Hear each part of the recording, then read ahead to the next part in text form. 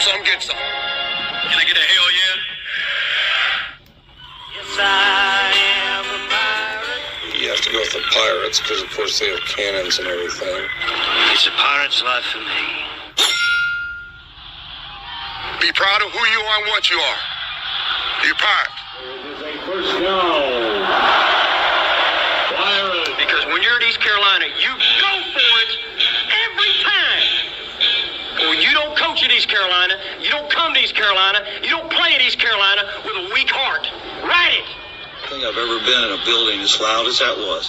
It was deafening in there. You live with Omaha? I can promise you that. And it's purple all night long in Eastern North Carolina. You're watching The Sports Objective, the podcast for Pirates.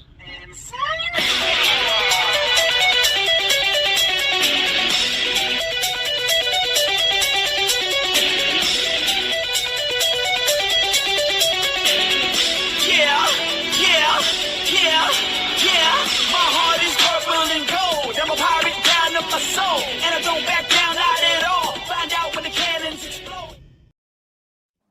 All right, welcome into the Playback, the Pirate Football Playback, FAU style, as the Pirates go down to Boca Raton and kick some booty, 42-3. I'll tell you what, Kyle Barber, that would have been a great game to be at. But we'll talk about the attendance in just a second, guys. But Kyle, welcome into the show. Yeah, thanks, Dave. It's odd. I guess it would have been a great game to be at. Boca looks like a great place to visit. They have a nice stadium. Their stadium right on the ocean, palm trees all around. Obviously, it was over with at halftime, so no stress in the second half. Prior to the Pirates, finish 8-4. I really felt good about winning this game. I did think it was going to be a lot closer than that, though. I didn't think they would be able to stop our running game, and they didn't. Particularly in the first half. Yeah, you remember what you said. Yeah, their defense couldn't stop air. But so not really surprised at the outcome, but more of the score. Super proud of the defense. The defense, obviously, two things. One, I think this defense really felt, I don't know if disrespect is the right word, but really felt disappointed in themselves after that UTSA performance. Shows a lot of pride for them to come out and hold FAU to 3 points. And the second part of that is everybody talks about our pass D and the run D being so good. If you look, we played two teams this year that run the air raid, FAU, and they run a true air raid, FAU and Coastal. And, we shut their offenses both out completely. Coastal or FAU got three on after that punt return. So and our defense is better than the pass against the pass than people realize, particularly if we can get pressure on the quarterback. And just proud of the football team, proud to finish 8-4. And I'll let somebody else talk now. Matt Semenza from the Commonwealth of Connecticut. What's up, brother? What's up, guys? Definitely feel good about the win yesterday. It was a great bounce back from that debacle last week down in San Antonio. And, we definitely took care of business. Like Kyle said, I was not expecting – a 42-3 blowout by any stretch, but defense played fantastic.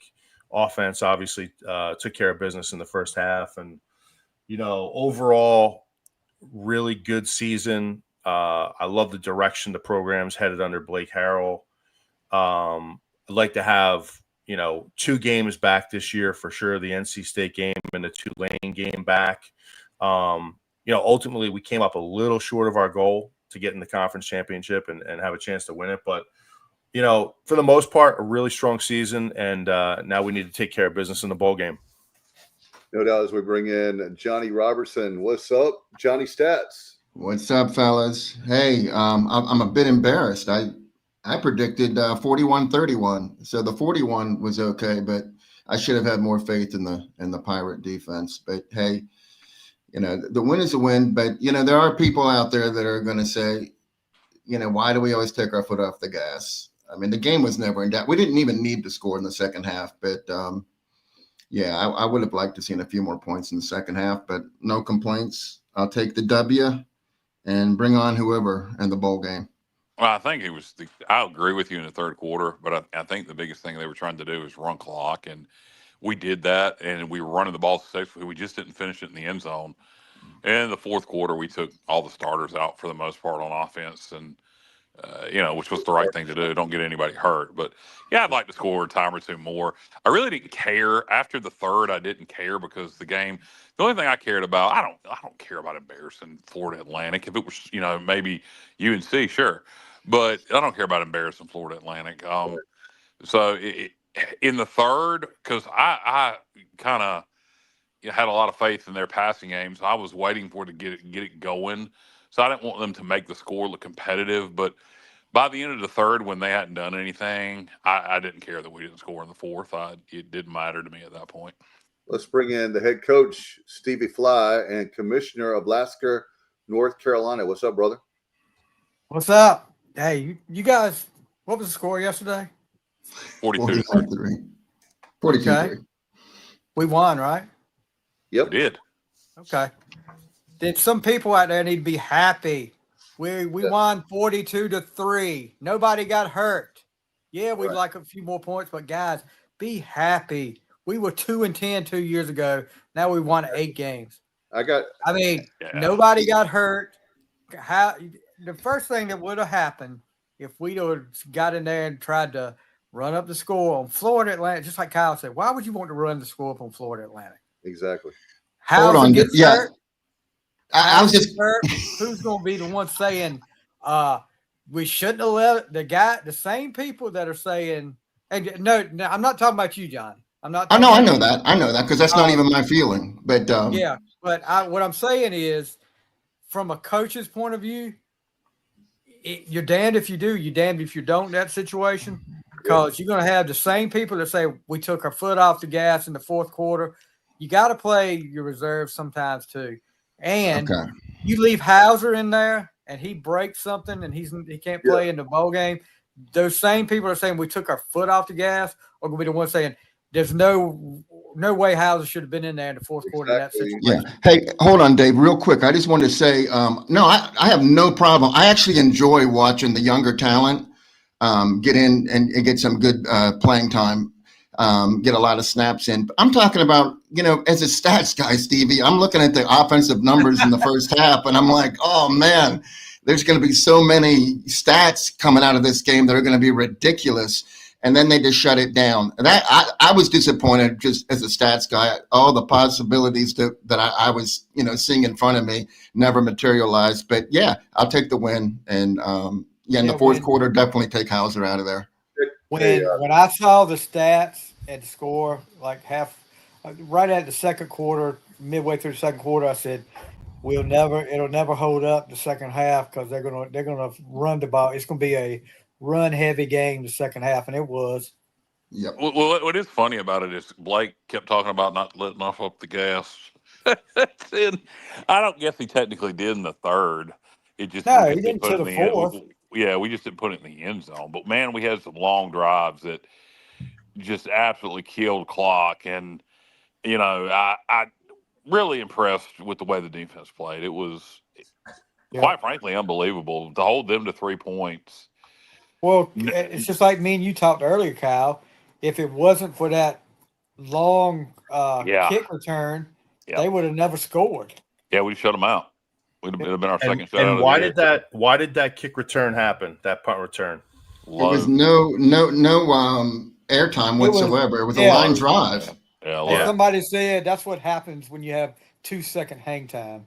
Yeah, exactly. That was really all they had the entire day. Yeah. I mean, you take that away, just a bad punt there.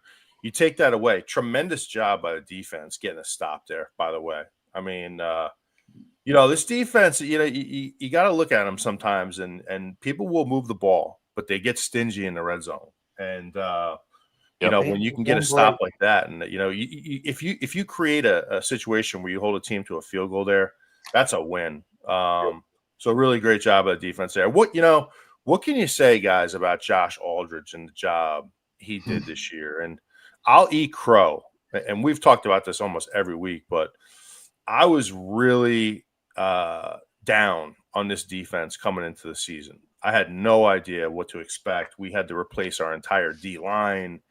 a lot of faces in the secondary, linebackers. I felt like we were going to give up. It was going to be one of those years where we were going to be in a shootout every week, like 30, 35 points a game given up on defense. But to do what he did yesterday, I mean, FAU was number 1 in the country in passing yards per game. Do I have that right, Johnny? Yep, in the whole nation, number 1. In the whole nation. And to hold them to 3 points, man, that is a hell of a job. So, hey, I'll admit it. I was wrong about this defense, and I'm glad I was. Their quarterback, we shut him down. I mean, we did. And not only the quarterback, but Messer. He's like a 5'9", 5'10". Yeah. He's the guy that almost scored on the punt return. But normally he's got, 5 or 6 big plays every game. And we really did hold him in check pretty much. I'll say this about Messer. I'll take my hat off to Messer. He took some shots in that game. There was a couple of really big hits he took, and he came right back out there, and he was probably the best thing they had. And props to Roy Tesh, talking about that D line. Those were Blake and his guys, and we really didn't do much in the portal on the defensive line, and those are guys that we developed in system, which is only a positive. Blake's still here, Roy's still here, and so those guys were developed in this system, and then Josh Aldridge, got the most out of them. So that's good, because in this day and age of the portal, when you're able to, because we ain't going to get, that's one thing we're not going to get much, is good defensive linemen and good offensive linemen are a premium out of the portal. So being able to develop guys is huge, and we can do that here. And I think that, speaks volumes to not only Josh Aldridge, but to Roy Tesh and Blake Harrell. Oh, I agree. Hey, since we're talking about Josh Aldridge, can I throw a Josh Aldridge stat out there? Sure. I don't often have that opportunity. But hey, now that the season's over, this is the first time since 1978 that we've held 4 opponents in a season to under 7 points. And the last time it happened, the competition wasn't at the level that we competed against this year. It was Western Carolina, VMI, William and Mary, and Marshall, back when Marshall was, FCS. But I thought that was quite an accomplishment to have 4 games where you hold teams under 7 points. That just doesn't happen very often.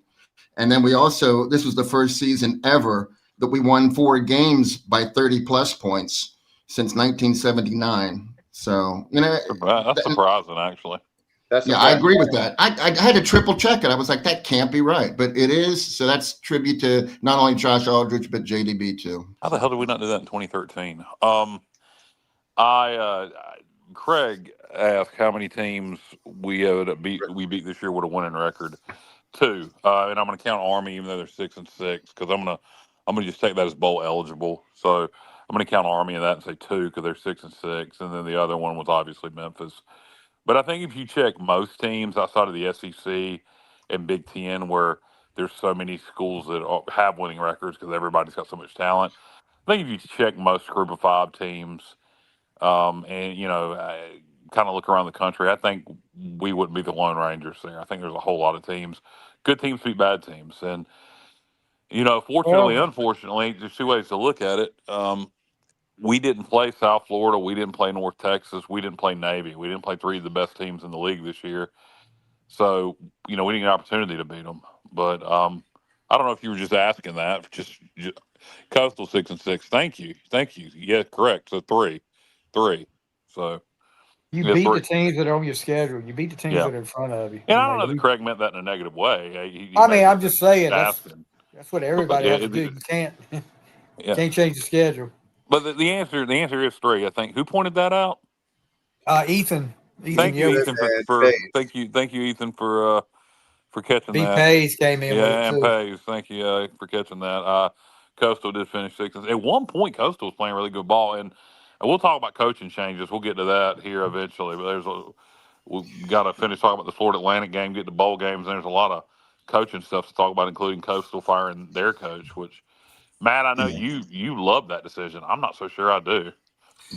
Yeah, I'll definitely get into that. I mean, but really, really quick without, I'm sure we're going to get into all this stuff later, but I'll just say I thought Coastal made a mistake by changing the spread option offense they had in place. Oh, yeah. I thought that was the perfect offense for Coastal, and it never quite looked right to me under Tim Beck.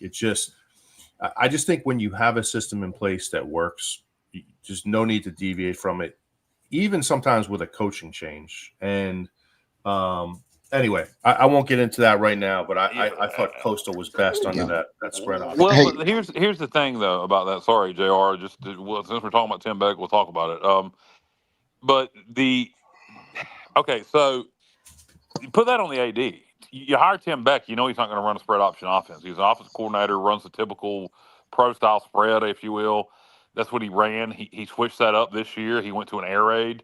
He was there 3 years. He had an 8-win season and back-to-back 6-win seasons. I mean, It's not like he was horrible. And then when you look at the rumor, Coastal's going to hire South Carolina's defensive coordinator. That doesn't do much for me. So to me, you're just making a change for the sake of making a change. He worked with the AD previously, and it's a bad hire. It is. But hey, Tim Beck, in my opinion, had to go because his 5 losses. I mean, we just talked about East Carolina won 4 games by 30-plus points for the first time since 1979. Well, Coastal lost 5 games by 38 points or more this season. I mean, you can't do that. I mean, that's not even trying to be competitive. So I feel like, and a couple of those were home games, including ours, which we won 38-0. But yeah, they lost 5 games. They got better as the season went. I know the last. Not the last 2 games though. Not the last 2. JMU's really good, but both teams were. Yeah, and they played South Carolina in the other one. So exactly. So I mean, I don't know. I'm going to disagree with this. I think he had the air raid in year 1 starting to go. No, he did not, Pace. He had the air raid starting to go. I think if it would have given it another year, I think if he'd have given it another year, I'm going to disagree. I think they made a mistake, and I think next year they'll struggle to make a bowl game. I don't think they'll make a bowl game, particularly unless they don't make the hire that's rumored. But you hire South Carolina's DC. I mean, I'd have to see the staff he puts together, but I don't like that decision. I mean, I may be in the minority. Was South Carolina's defense that great this year anyway? No. I mean, what Matt, you got the inside scoop on that. I mean, what? No, they really weren't. I mean, why would you do that if you had a team that, because wasn't South Carolina like supposed to be top 25 team this year? They were preseason. Yeah. Yeah, and like 13. I think they were like number 13 and the quarterback was supposed to be a Heisman candidate. Yep. Yeah, and you won like 4 games? They were terrible. They were absolutely terrible. Why would you want to hire a defensive coordinator from a team? And they haven't hired him yet, to be fair. But that's what I'm saying. Is even mentioned. Yeah. No, if you're going to fire Tim Beck after 3 straight bowl games and going 6, I think here's my thing.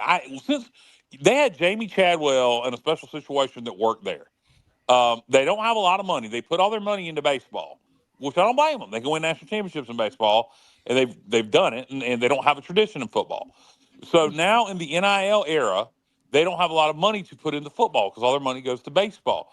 And unless that changes, I don't think anybody's going to really be successful there at the level Jamie Chadwell was. Jamie Chadwell came in before NIL. He ran a special offense. He had a special quarterback. And by the way, at Liberty, Jamie Chadwell's gone south with that offense. And that's probably because despite having money at Liberty, they have such weird rules players have to abide by that nobody wants to go live by those rules. So, but I don't know. I disagree with the firing of Tim Beck. Matt, you and JR think it was the right decision, but I think Beck, particularly being the last 2 losses were to JMU and South Carolina, I would have given him another year. Yeah. Yeah, that can't, dude. If that's the hire you make, I mean, what's the point? You're making the changes for the sake of making a change.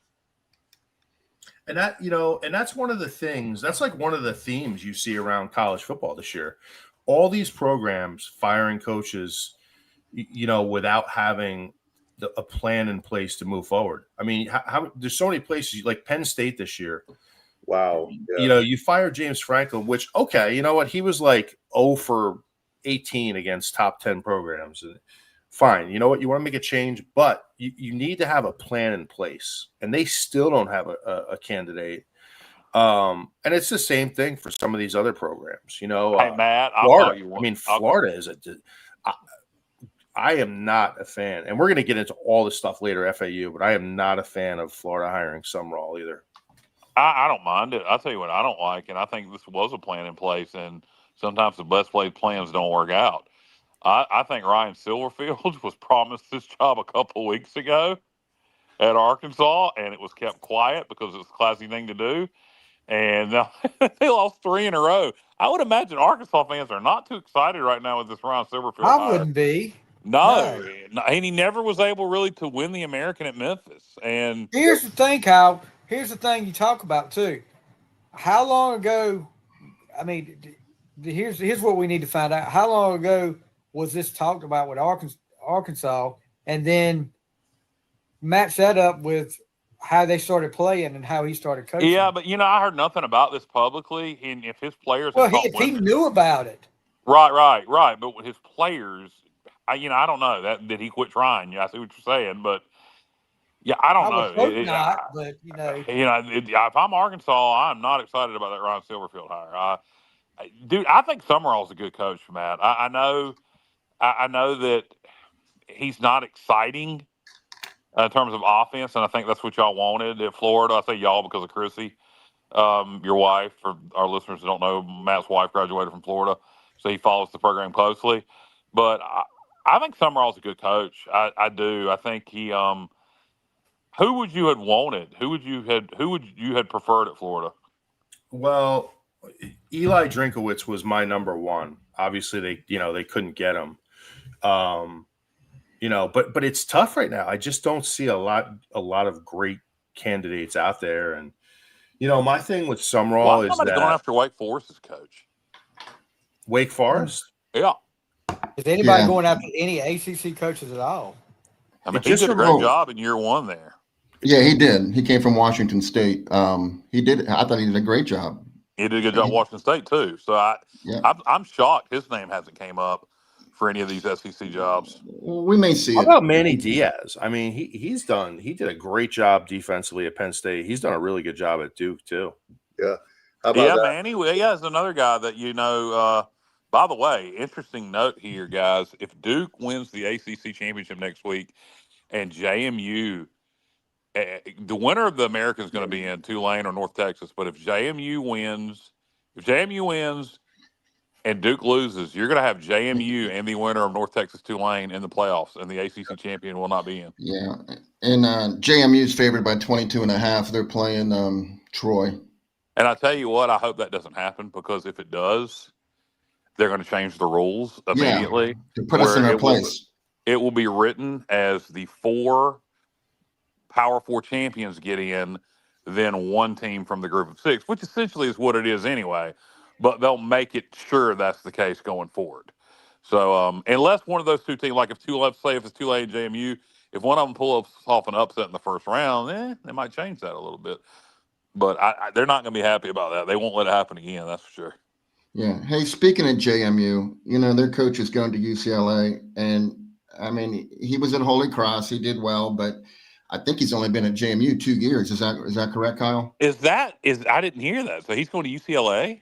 Yeah, get this. He was getting paid he's still at JMU. So I don't know if this is beneficial, but it's on a source that I know that it's going to happen. But it's on breaking news. JR is breaking. No. I think this is everybody's pretty much aware of this. So anyhow, he was $900,000 with incentives and bonuses at JMU. Holy crap! That's all the JMU's paying. That's a little surprising to me.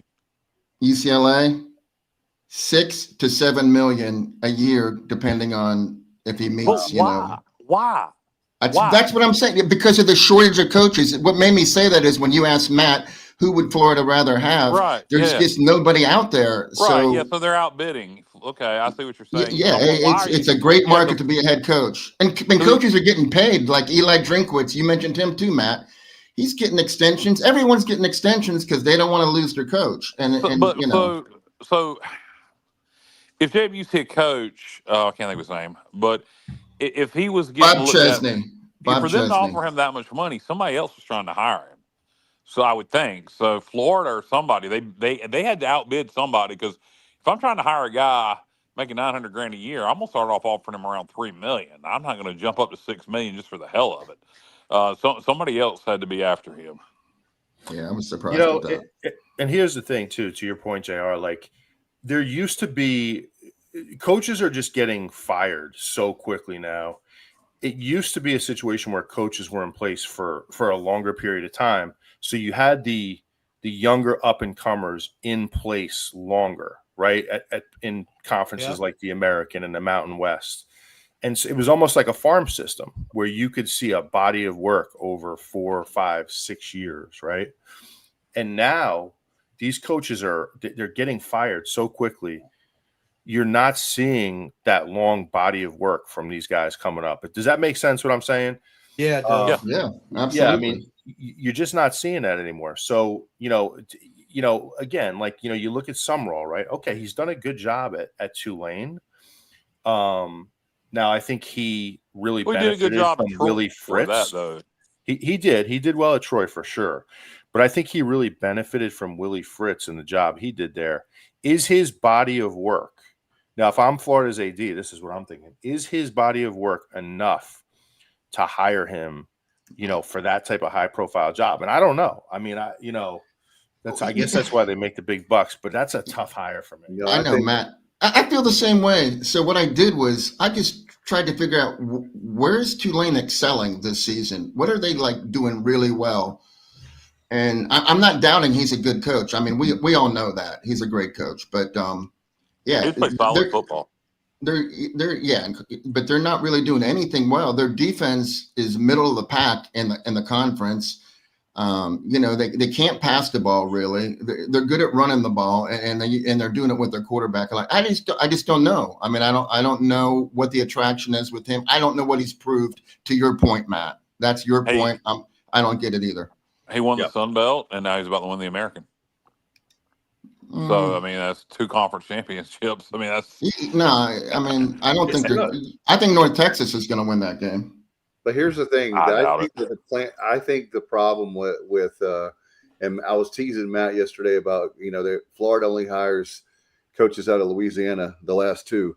But he is a good coach. The problem is, does he match what Florida is looking for? I say not. What do you think, Matt? I mean, to me, he's Billy Napier 2.0. I mean, you look at Napier 4 or 5 years ago before he got that job. His record was incredible. Yeah, I mean, his record was as good as anybody you've seen coming up through the ranks. But I'm just not sold on it. Maybe I'll be wrong. We'll see. Time will tell. He's got to be able to recruit at a high level. He's got all the resources in place. He's got a ton of money to spend. He's got to be able to recruit.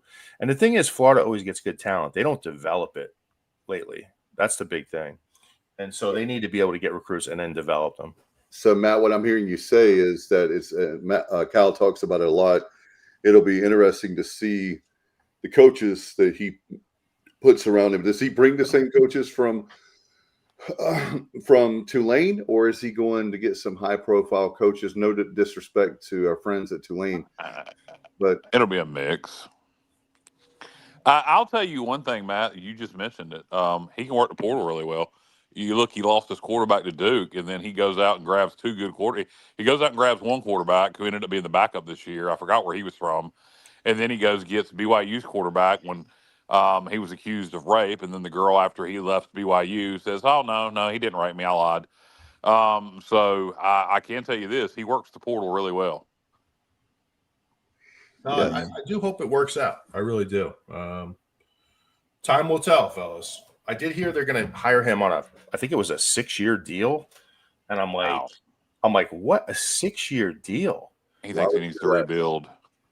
I mean, that's insane to me.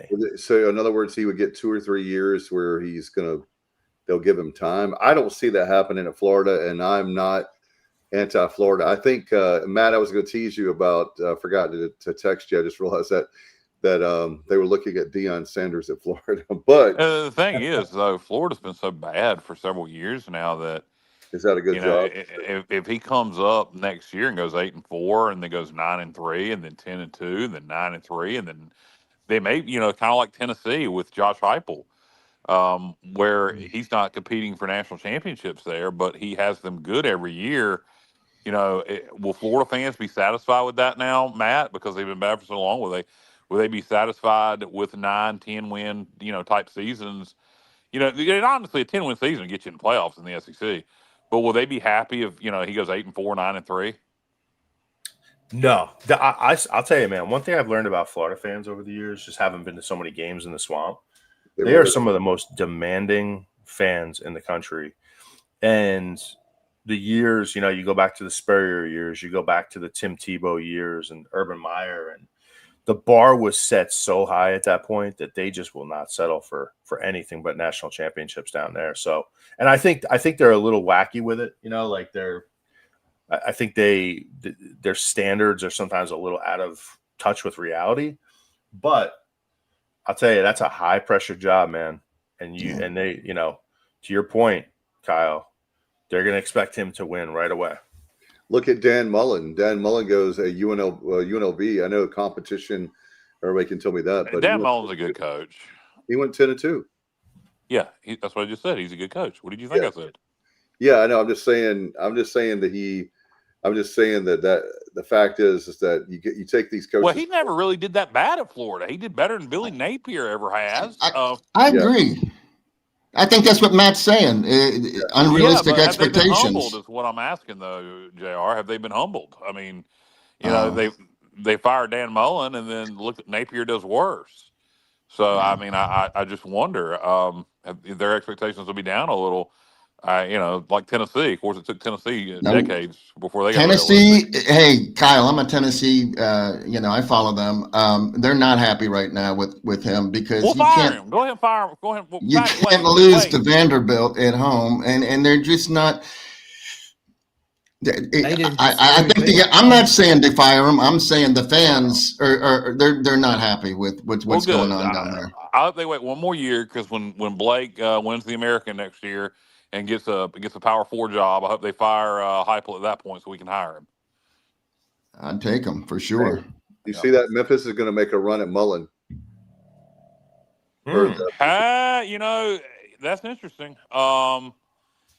They got more money than UNLV. There ain't no doubt about that. And FedEx guy, that's that what pays. If they can get Dan Mullen, I'd take that trade. They win there. Yeah. I think he's a better coach than Silverfield. I'm a little surprised he didn't come up for that Arkansas job, honestly, or the Auburn job. I agree with you guys. That would be a tremendous hire for Memphis. My thing is, like, at this point in his career, I kind of think Mullen handpicked UNLV. I think he wants to be out there in Vegas. He wants to be in the warm weather, in the desert. I mean, Memphis is not the most desirable place to live. I don't know. I think it depends on like what stage of his career he's at. Like, does he want to, just kind of stay out there and build a program at UNLV? I don't know. He certainly lived in Starkville. So, I mean, I don't know. That's a good question. We'll keep lead for that. UNLV has had issues paying Mullen. Not sure if that has changed. Interesting. Yeah, I know they have some trouble making NIL commitments. So, that's a good approach from Memphis for sure. If that's truly who they're going after, go ahead and swing for the fences. If you can get him, great. If you don't, then I'll tell you what. Like I said, I think he's a better coach than Ron Silverfield. I think that'd be a tremendous hire. Definitely, 100%. Hey, when UNLV hired Mullen, the AD did say, "We don't have the money for this contract, but we'll find it." So, like Bubba said, I don't know if they found that money or not. That's it. I'll tell you what, that would scare the hell out of me if a company was hiring me and they say, "Hey, we really want to hire you, but I don't know if we can have the money to pay you right yet." I mean, I've never heard of that before. Go with the purple, Dave. Go with the purple. You just went past it a minute ago. Fellas, I think we should talk about ECU a little bit here. What do you think? Sounds good. There you go. Really? Leave it right there. Or change it. That was not purple. That was like It was certainly purple. that was a, This looks. Is this? All right. Is that? That looks more. Well, That's a light purple. That's yeah. light. That looks like that's something pink. you see on a Boston That's pink. Hill There we go. commercial Let's leave it there. kind of. Boston. By the way, in this portion of the Sports Objective, is brought to you by our friends at Balsam Hill. Balsam Hill, the home of look.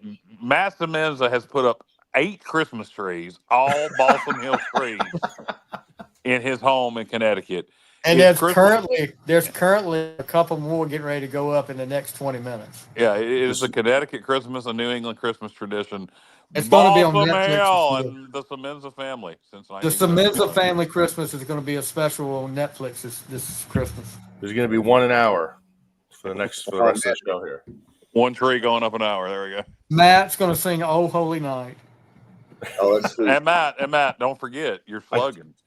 It's better than real. It's Balsam Hill. I did watch. I did get myself ready. I was watching Christmas Vacation last night. I want you to probably repeat for the the line. first time out of about 25. Over the next month. So, did you watch it on TNT or was it unedited? it was on TNT. Yeah. Oh, so when he does the line where he's requesting his ball, it's edited. That sucks. So anyway, do you guys want to talk about the Pirates? Yeah, Sure. that's a good idea. Do we want to break down the game anymore, or do we want to jump into bowl projections? Well, I've got a few things. I actually put in the teleprompter the notes. If you guys see that, I put notes for you guys. If you can see where on your screen. Teleprompter. Anybody see him? Can y'all see them? I don't see a teleprompter. I'm on my phone. I don't see him. Yeah, it's under notes. But anyway, so the attendance, guys, get this: 14,712 is what they had listed. Jesus.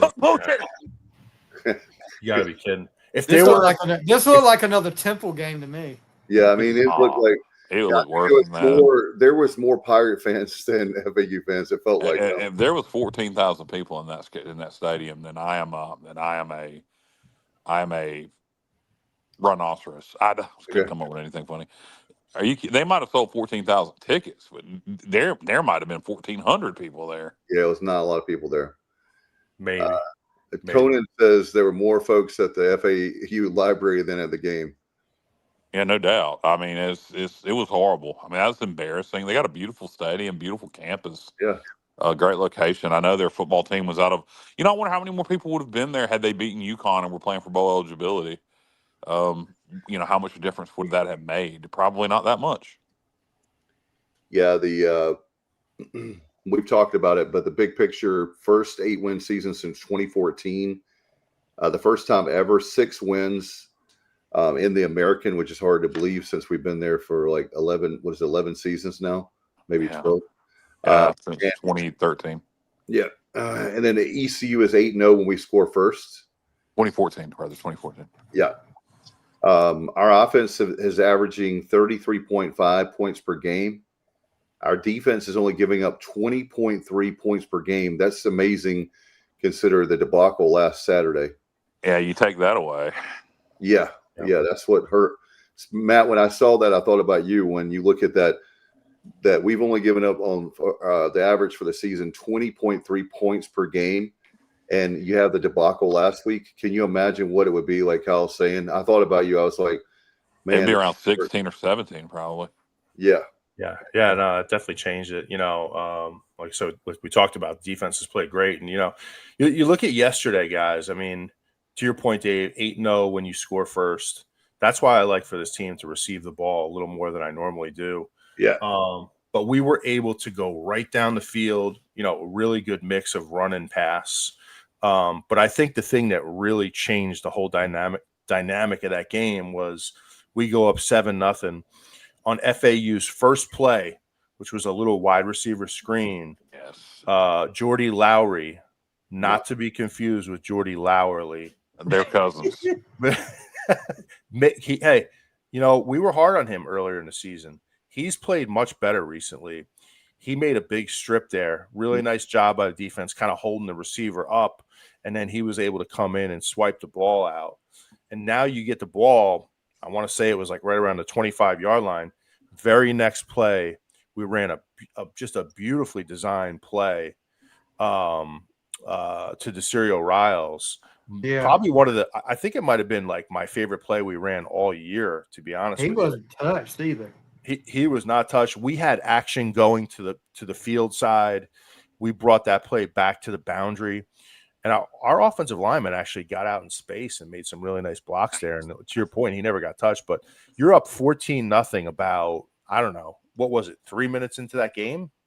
And now it was just on from there. But really nice job kind of getting out of the gate and just taking a big lead. Why do we keep switching to Duke Blue? Is that because of them being in the ACC championship game, Dave? Are you celebrating? No, I'm trying to. Bubba has texted me. I'm trying to get it. He said it was pink. I had it there. So it was purple. That was not pink. He wants to do the. Wait a minute. Go back one. Go back one. Purple, blue. That purple or blue? You keep yelling. You keep yelling every time you change it. Purple.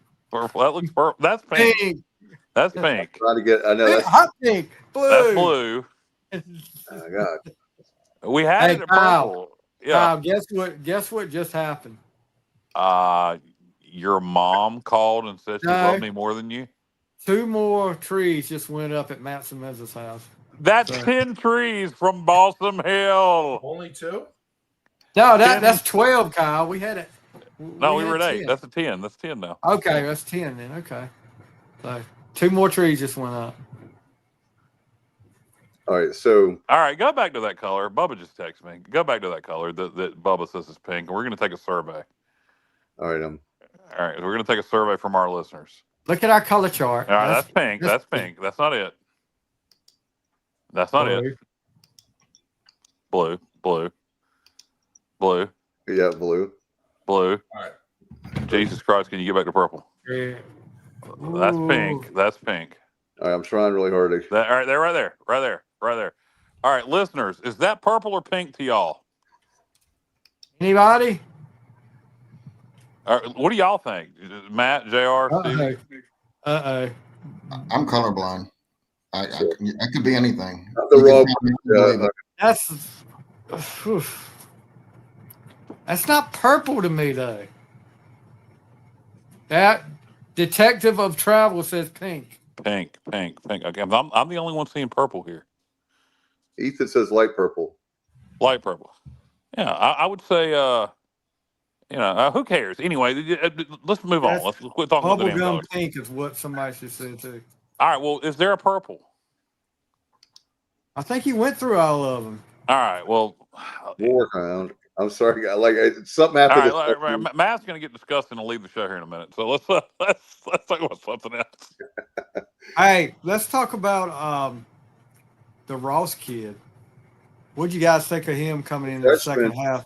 I thought Dave. First of all, he only had 12 snaps the whole year, and I didn't even recognize the number. I had to figure out who he was. And he got a little bit excited, a little too excited. Yeah. And I was glad to see Blake, pull him out and chew him out. And I'm sure he won't do that again. But excellent coverage by him. Oh gosh, he played great. I mean, where's he been all year? That's what I want to know. Yeah, not on the field. Well, look, Jordy had a great game. I think he had his best game of the season. I think it was his highest graded game. And his backup is Chance Graves, and he had a good game. And then, this freshman Ross came in. So I think we have him to look forward to because Graves is going to be gone. He's a senior. I know you guys will disagree with me, but the thing that drives me crazy about football is exactly that play. He makes a very big play, and I know you guys are going to disagree with me. I know what the rule is. But I have no issues with him spiking the ball there. I'm not saying I understand what the rule is and why he had to be disciplined, but that's what makes football. I mean, it's an emotional sport, and to me, he catches the ball, he spikes it. I don't. That wasn't the one that got him in trouble. It was I the second. I didn't have a problem with the spike, even though he got a penalty on the spike. I don't Yeah. have a problem with the spike. The second one, The second one. he made the good play, and then right there in front of everybody, just taunted the guy. And, I mean, say what you want to about the rules. Rules are rules.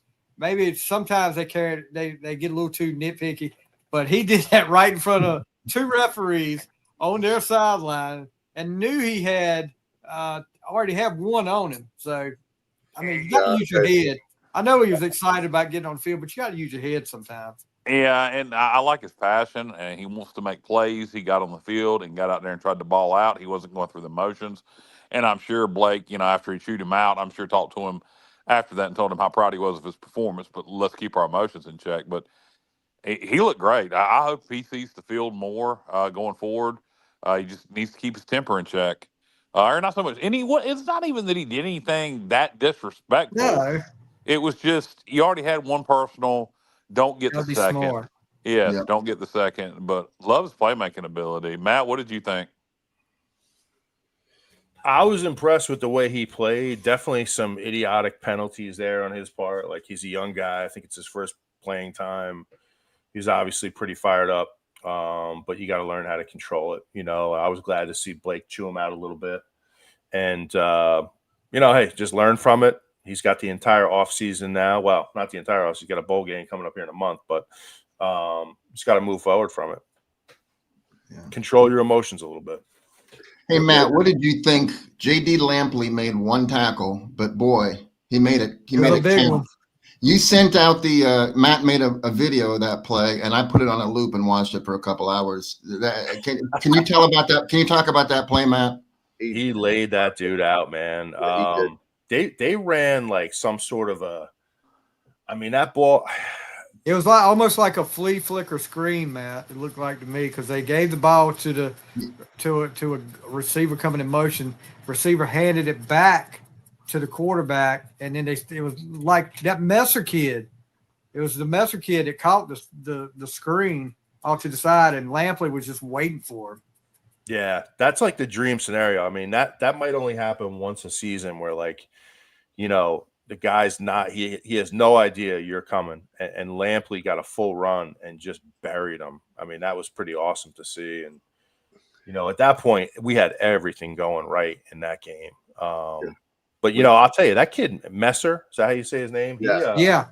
I'll tell you what, man, I'd love to see him in purple and gold because he's tough. Player. Is he a senior? No. He came from Western Kentucky with Veldkamp, and Kitley brought both of them with him. Okay. Yeah, that kid can play. He was the only player on that team that impressed me yesterday. I was not impressed at all with Veldkamp. I mean, he looked awful, in my opinion. Some of those kicks he threw.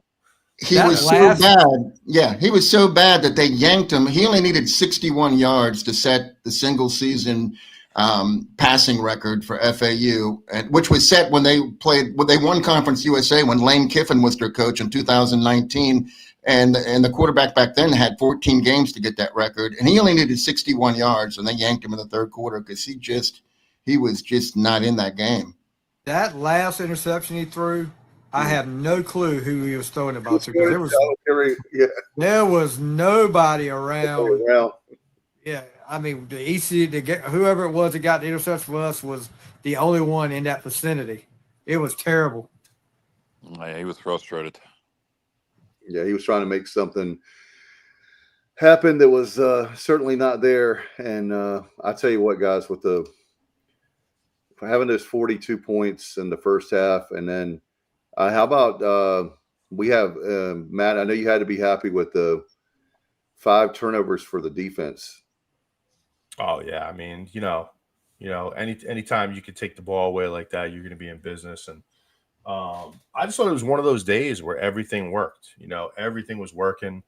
Marlon Gunn got it going on the ground. I thought that was the best Marlon's looked since his freshman year, guys. Yeah, over 100 yards. I think it was 130 yards, Matt. Is that right, John? I couldn't have been happier for him either. Yeah. So that was nice to see. I think Brock Spalding continues to be, again, we say this every week, but that kid came out of nowhere this season. And And now, he's just a playmaker. I mean, he's really good on wide receiver screens. You can hit him on the deep ball. He's one that, I don't know what his plans are, but he's one you have to keep in the fold for next year because I think he's set up for a monster year. Yeah. I can add this, though. I'm sorry. I was just going to say I spoke to his dad. This was at the Navy game when it was in Annapolis. This was a couple years ago, but he told me that Blake was he was a pirate for life. Is what he. Well, I'll tell you what. Brock, you mean? Brock Spalding. Brock Spalding. I knew Blake didn't sound right. Brock Spalding's dad said that, and Brock's Blake been playing the just slot. The guy in the light, I think. No, Brock's been playing the slot almost exclusively. At UTSA, he played. He played the Z a lot, but I don't know. I think he's so versatile. You can put him anywhere, and he's going to get the job done. I'll tell you what, especially early in the year when we needed a spark, Spalding was one that made it happen. I mean, the state game, that he's the one that got it going for us on offense.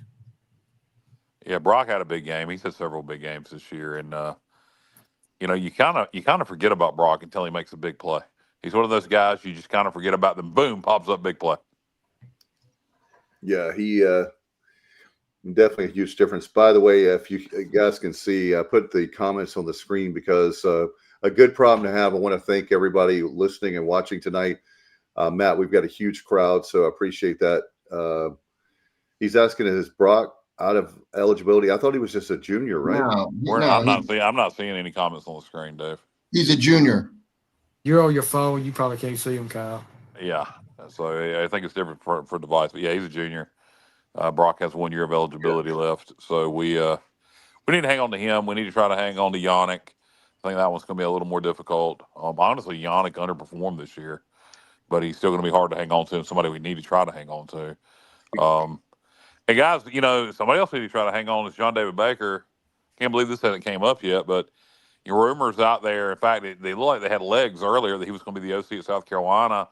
I briefly posted it as a rumor on our social media and then quickly deleted it after I spoke with Igo, and he had got confirmation from sources he trusted very much that he had not talked to South Carolina and wasn't planning on talking to South Carolina. Now, does that mean he's going somewhere else? Who knows? But, JDB coming up for the South Carolina OC job. I'm sure you'll hear his name come up for other OC jobs. Same with Josh Aldridge. So, Blake Harrell has his hands full right now trying to keep the staff together. And then with the portal coming open in January, and then you got recruiting in December, you got bowl preparation. The NCAA, somebody posted this earlier on social media. The NCAA needs to fix this. You have the coaching carousel, which is inevitable at the end of the season. You have National Signing Day in December. You have the portal, which thankfully has been pushed back from December to January, but it's still right after. It's in early January, January 2nd to January 16th. There's just too much going on. I think you need to push signing day back to February, where it used to be, and have that as the only signing day. And I think you need to probably, even though it's going to suck, I think if you're going to have one portal date, it probably needs to be post spring, even though it kind of sucks because you're going to lose kids after spring that you thought you were going to have. Yeah. Hey, Kyle, the portal's actually already opened for FCS teams, and I found we got another cornerback from Western Carolina that's in there that maybe we can get in here. 6'2", 190, good length, and he's got 3 interceptions, 8 pass breakups, 49 tackles, which is good for a cornerback. I mean, it's early. I was surprised. I didn't even realize the FCS already had the portal open, but they do, and there's a ton of people already in there, and it's fun just to go and look at them and imagine who might be a good fit here. Now, can you declare? Is it officially open for the FCS? Yeah. Or they're in. They're in. You can contact them. They're in. They're sitting in the portal right now. Yep. All right. See, that's just wrong. That's just wrong. I don't agree with that. I mean, it needs to be after the playoffs. Well, I'm sorry, but as long as I that agree season's with you. going I on, you agree shouldn't with be you. able to do that. I agree It's with you, ridiculous, Stevie. Stevie. I agree with you, Stevie. I would say the only difference is, unlike college football, where you have so many teams participate in the postseason, in the FCS you only have 16 teams that it would affect. But still, It's still 16, right? Or have they gone up to 20 now or they've raised that number? How many teams are in the FCS playoffs now? It was 16, but I think you're right. Yeah, it's no longer 16. I want to say it's 24. Okay. Is it 24? Which is too many, but I'm pretty sure that's what it is. But I could be wrong. I haven't followed it. Dave, is that supposed to be purple? That's what that's what Bubba says. Yes. It looks blue to me. that looks a dark blue to me. It looks navy. Yeah. Yeah, navy. Thanks, Kyle. Rusty? What? Kyle knows what I'm talking about. It's Rusty still in the Navy. Listeners, does that look like purple or dark blue to y'all? Blue. Ethan says purple. Okay, Hey. dark purple. Matt says blue. Hey, bring up B. Pace's comment about the Carolina wide receiver going into the portal today. So the portal, evidently you can declare for the portal because he did today. I saw his post. Yeah, but I don't think you can contact him yet. I think you can say your intent. But that's still, I'm sorry, that's still wrong to me.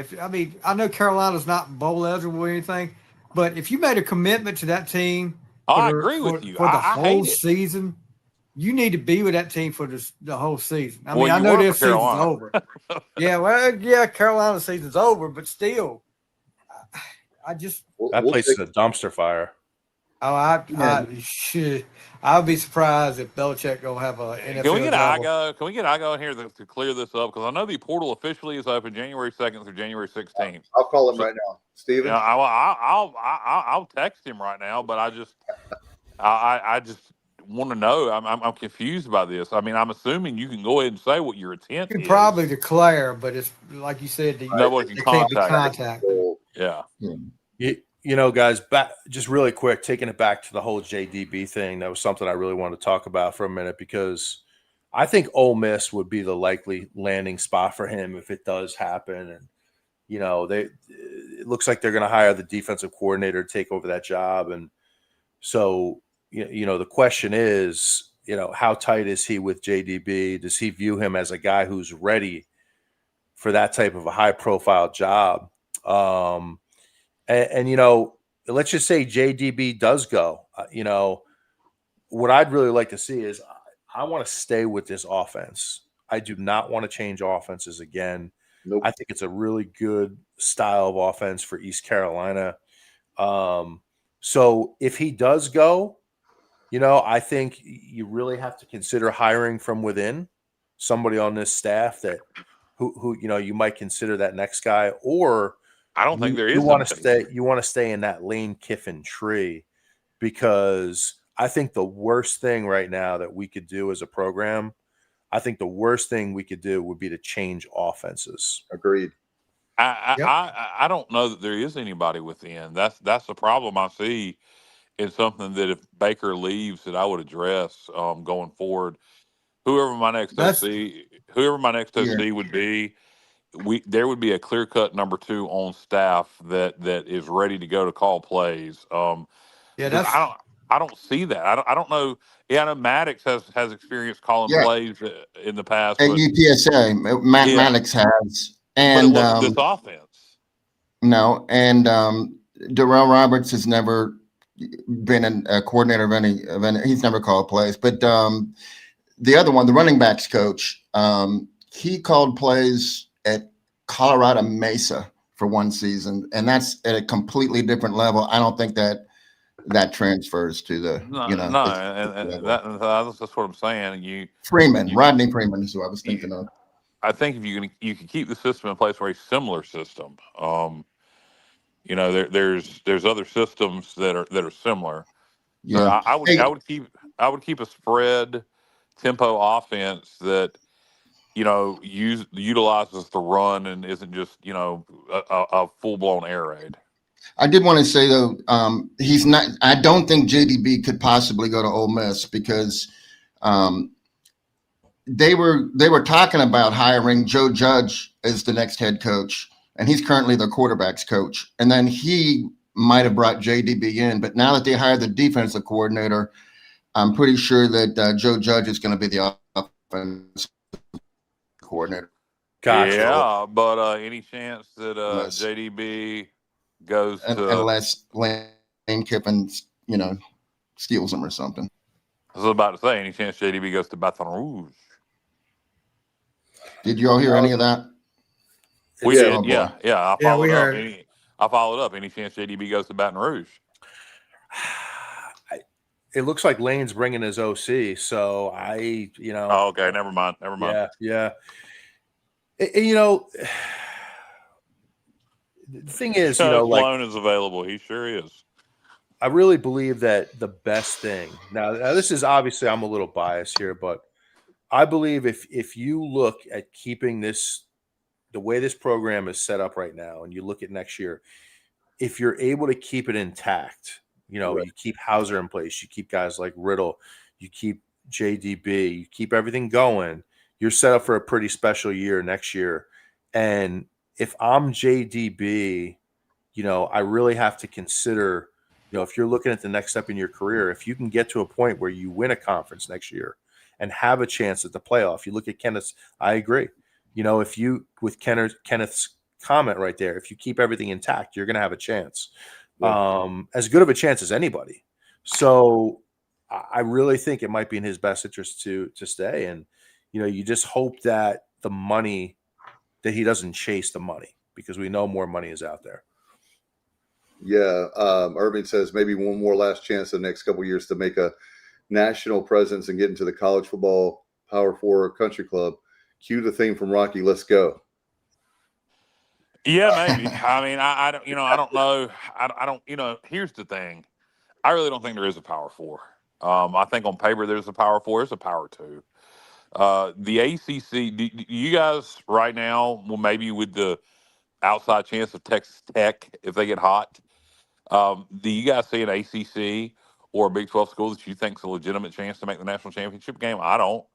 I think it'll be SEC, Big 10, or Notre Dame. And so I think Power 4 is an illusion. And that's, there's not a school in the ACC right now, including the two in the championship game. I think the best team in the ACC is not even playing for the championship, Miami. But I'm not scared to play UVA. I'm not scared to play Duke. Give me a break. We may end up playing Duke.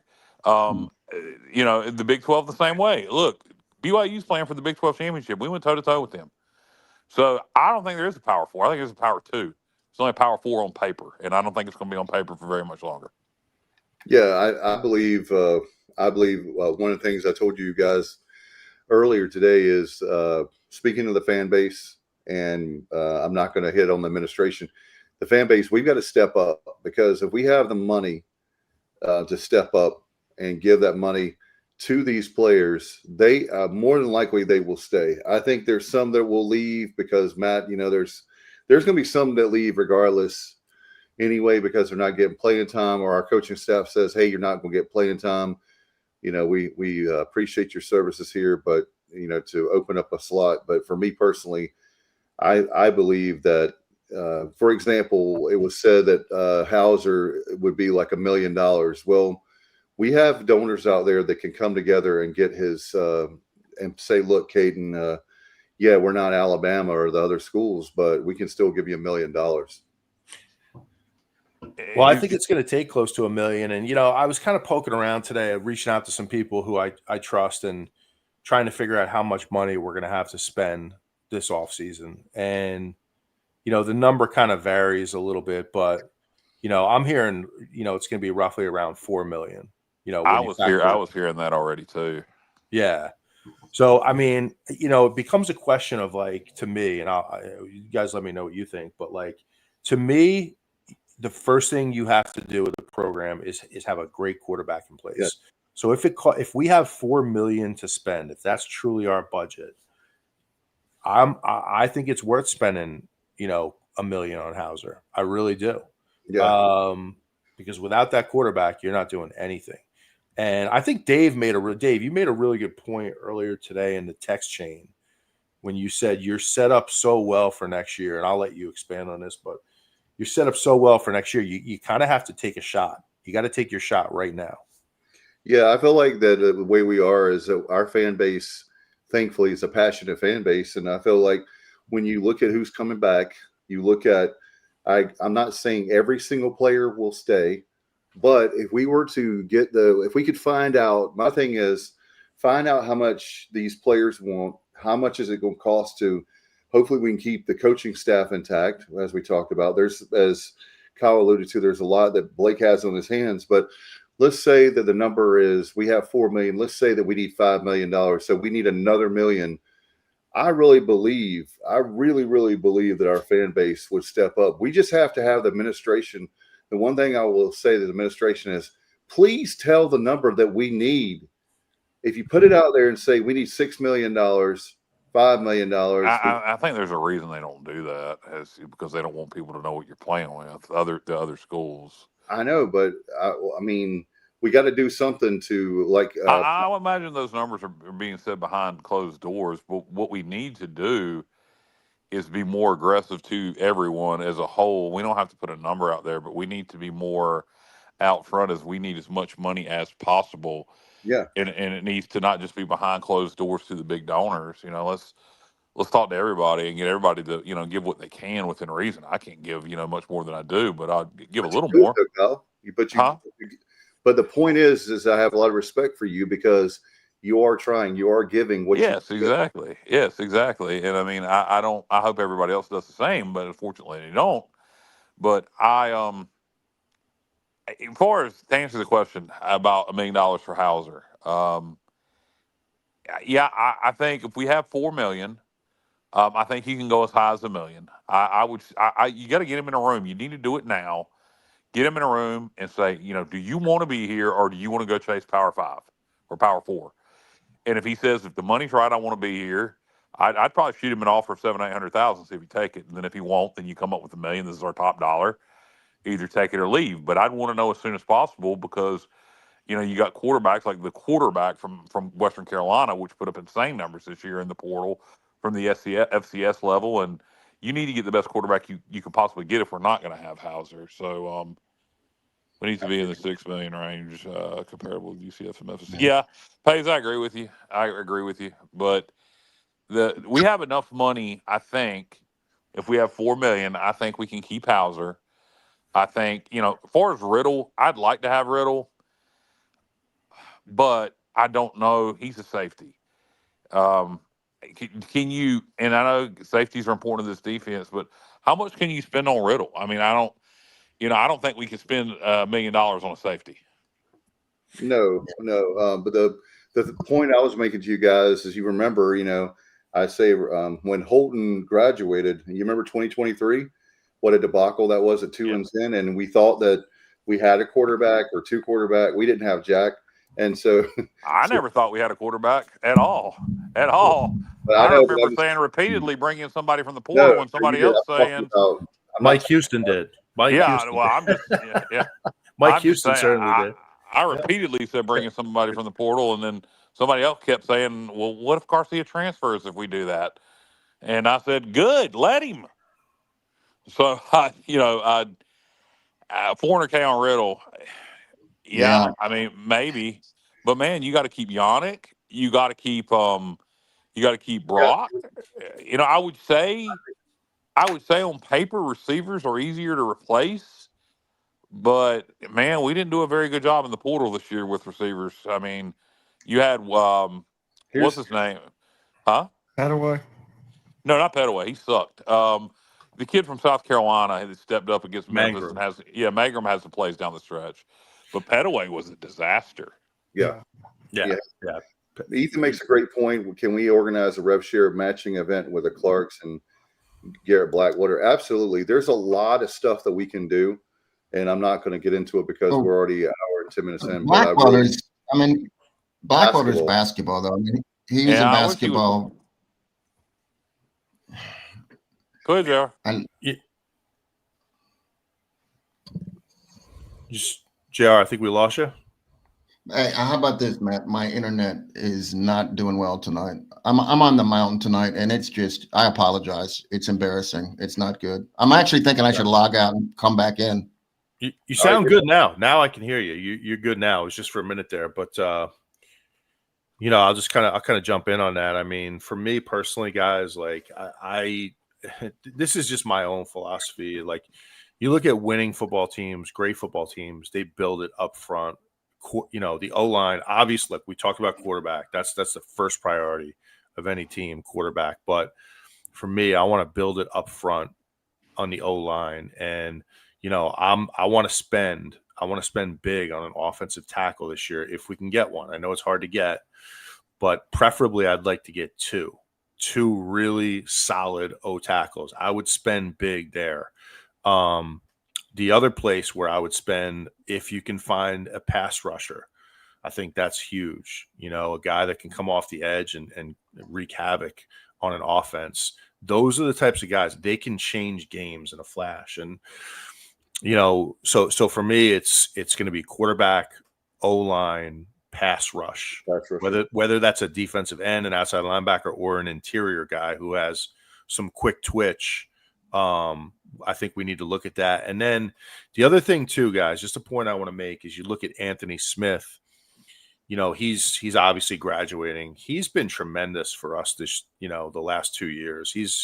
What a pickup he was. But this offense will not work. It will not work unless you have a wide receiver, a true deep threat like he is, because this whole thing is predicated on run the ball, take your deep shots down the field to Anthony Smith. We've got to identify our next deep threat.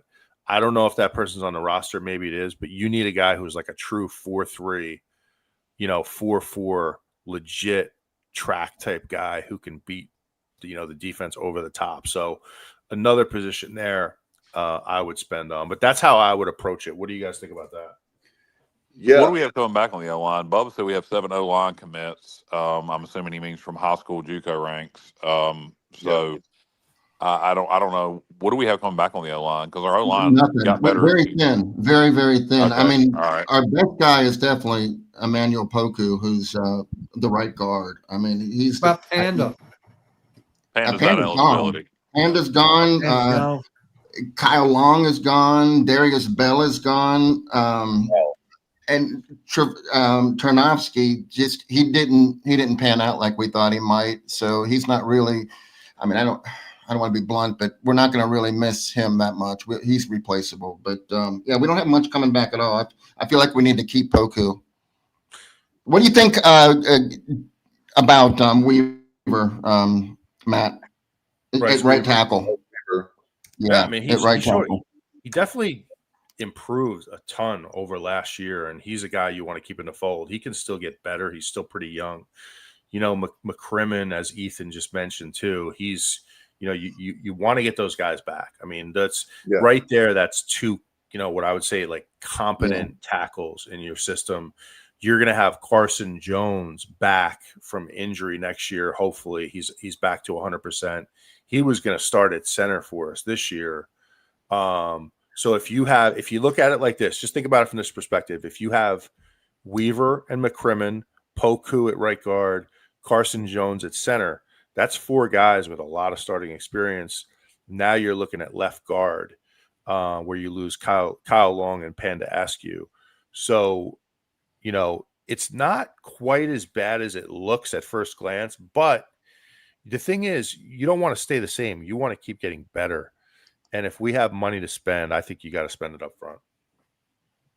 Yeah, Justin Butt said, who are some guys that transferred out last season who could return? Yeah, I keep hearing that. I don't know if that's just coming from what happened with Teagan. I heard Holton talking about that. So I don't know if there's legs to that. It sounds like there might be. I don't know who they're talking about. That's a good question. Is it Sowell? Is it IBM guy? He played quite a bit at Virginia Tech. Not taking him back. I am not taking him back. Sowell? No. Screw Sowell and his dad. IBM played a lot at Virginia Tech this year, so I don't think it would be him. Where did Jackson go? Give me a first name. You have our linebacker that went to SMU. You have a few guys that went to UNC. Oh, the UNC. I heard that the guy that was for the defense, right? Who's that? The guy you're talking about. Mims and the guy from Maryland. DJ Mims. Yeah, I mean, a lot of them. Mims. Yeah, like Holton said, I'd heard it early in the week, like just people asking me, like at work and stuff. But like, are we going to try to get? They were asking, will we try to get those folks back? But Chad and Gavin Gibson, I don't know that I'd want him back either. I don't even know if he has eligibility left, but he's the other one that went to Carolina. Yeah, but basically what you're looking at is you're looking at what I heard is like, so in other words, like we talked about, you have the guys that we already have coming back, right? And then if you could get some of those guys back that we lost from last year, then that would help us with our run for, conference championship and a playoff. And you look at it, by the way, Matt, I was going to add to what we were talking about earlier is the fact that, guys, we have a legitimate chance right now. Man, last week just hurts even more. But we have a legitimate chance to win the conference championship next year. We may be the odds-on favorite, and especially if we can get some guys back from last year and then find a way to hold on to Hauser and find a way to hold on to the offensive and defensive coordinators. I know it's a lot to ask, but it's I don't think it's out of the realm of possibility. I think that by the way, I want to get your thoughts on this, guys. One question I had. If you're JDB and you're Josh Aldridge, yeah, you're chasing money, you're trying to climb the ladder. I get all that, but wouldn't it be better as a coach for your stock value, if you will, if those guys come back for another year and we win a championship, let's say we have a magical year, go into the playoff, they would have a bigger job, right? Well, I mean, they're taking a risk that their side of the ball doesn't, blow up for some reason or another, due to injury or whatever. I mean, it is a calculated risk. Don't y'all think? What do you think, Matt, about that? I'm sorry, guys. They cut out for a second. Okay. I was saying it's a calculated risk. Anytime you decide to stay one more year, if you're offered a big job, but you say, I'm going to stay one more year and try to build my stock up, and then you have an off year, then you may never get that other opportunity again. So it's a risk, but. Oh yeah. Yeah. No, it is. It's a chess match, man. It really is. And you got to have a little luck with it too. Oh, Barker. Yeah. Oh, no doubt. Great point by Bubba. I mean, he was the one that I think everybody was upset when Barker left because he was our green dot guy. What's that? He was our green dot guy on defense. He was calling the plays, and when he left, I mean, oh yeah, you're right. Last year, it was definitely noticed. Definitely. Yeah. And he was tight with Blake. I think Blake was kind of, devastated when Barker hit the portal. Yeah. I thought he was a senior, though, but maybe not. Hey, so I have a question about you keep talking about Caton Hauser and trying to get him back. Do you feel like Chandler Morris's season last year at North Texas was heads and shoulders better than Caton's this year? I don't. The reason I'm asking that is because Chandler Morris got 1.5 at UVA. And I feel like Caton's season this year is probably better than Chandler Morris's was last year. So I'm just trying to figure out a price that other teams might be willing to pay for him. And it's probably in the 1.5 to 2 million range. Yeah, that's what I mean. We can offer him $1 million, and if he wants to be here, he'll stay. But if I don't know, I'm just going to throw out a team, and I just Tennessee wants him, then they want to pay him $2 million. We're not going to be able to match that. So if you get in a bidding war, he's going to want to have to stay here, but we're going to have to offer him enough money where he's going to be happy. He can leave a legacy here. He can win. He'll have a chance next. Somebody asked in the group, one of our viewers said, losing the offensive line, receivers, would that affect Hauser's decision? That's a good question. I mean, does he look around what he has coming back?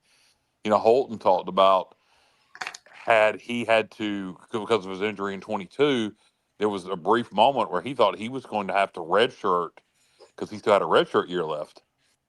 And he said if he did, he wasn't going to come back in 23 because so many of the pieces were going to be gone. So is it a situation where Hauser looks around? I do think if we can hold on to receivers and tight ends, if we can hold on to them, he's got weapons.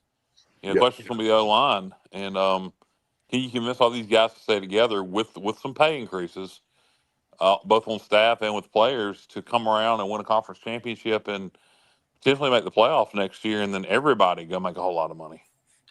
Hey, Kyle, I agree. When you mentioned tight end, Rouse and Connor had 11 of the 20 receptions against Florida Atlantic, and they've been getting more and more balls thrown their way.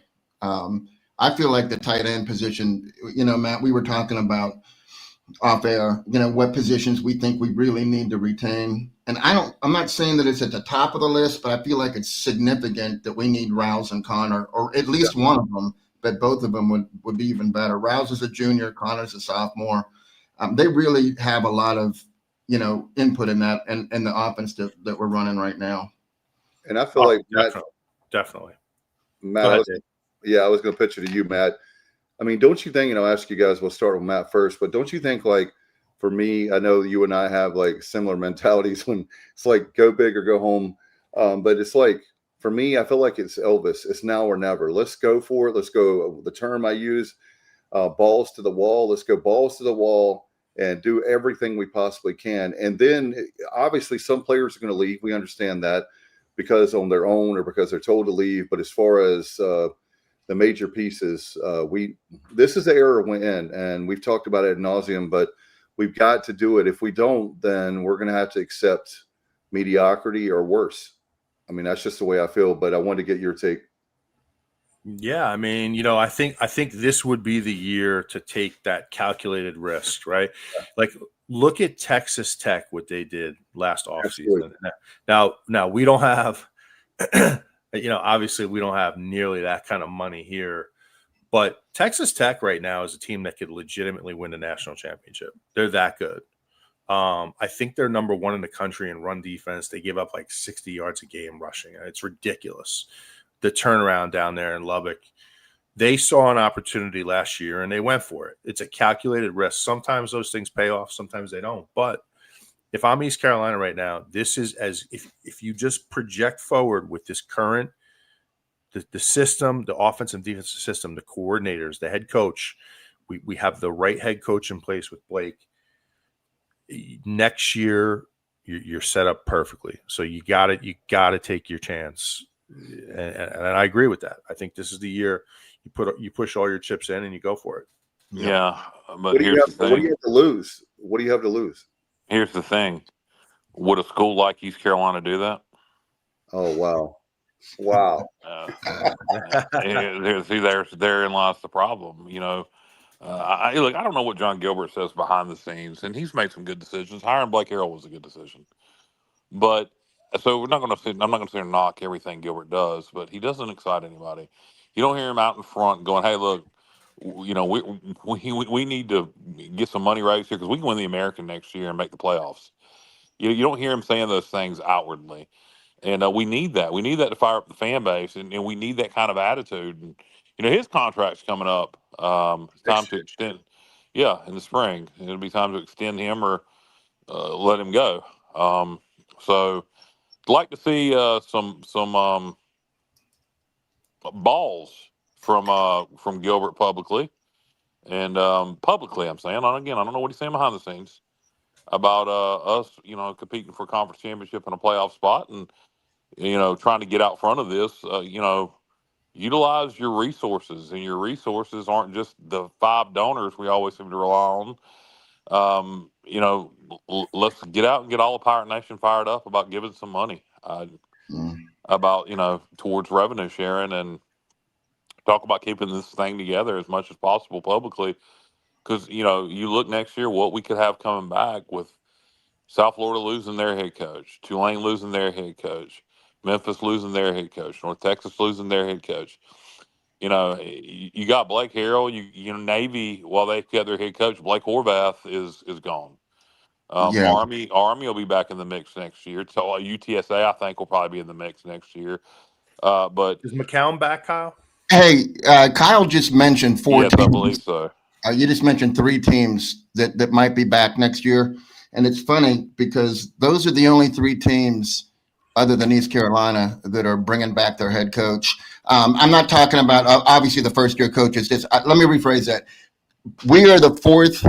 Blake Harrell is the fourth most tenured coach now in the American, just behind those three teams that you mentioned with UTSA, Navy, and Army. But I feel like Navy and Army have a little advantage because they don't have a lot of turnover. You know, they have continuity, I think, which goes a long way, especially with their offense that they run. I just feel like that gives them an advantage. And I think you're right, Kyle. They're going to be, you know, teams that are going to be at the top next season. I believe that.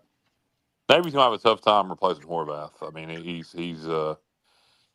that's going to be a big loss. But besides that, I mean, you know, next year if we can keep, you know, we're going to lose some pieces, but if we can keep the majority of this nucleus in place, and, you know, with our coordinators, with our assistant coaches, with our players, we could have a special season next year.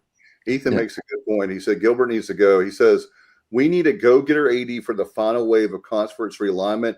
And that was another point. Thank you, Ethan, that I forgot to mention to you guys earlier in the afternoon when we were bouncing stuff around.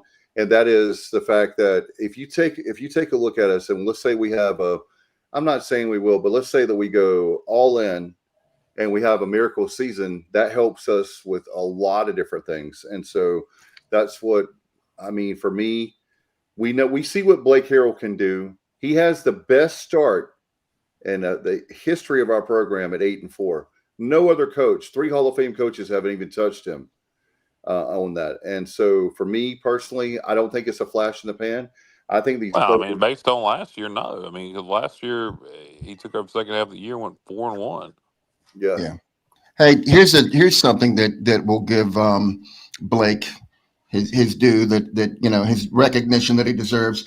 Okay, so he's lost. I guess now a total of 5 games. He's lost a total of 5 games. After each loss, he's won the next game by an average of 41.5 to 15.7. I mean, he's not only winning the games, but, you know, we're rebounding really well, I guess is what I'm saying. We're making adjustments off of losses and coming back and kicking some ass. So, I mean, that's on Blake. The one that wasn't a blowout was NC State. So they've all been great. That's true. 26-21. That is absolutely true. And I was counting the Army loss, even though that wasn't his loss. The team lost the game, and then he came back against Temple, you know, and won 56-34. So after a Pirate loss, when Blake's the head coach, you know, he's 6-0 with a crazy 25.8 point per game winning percentage.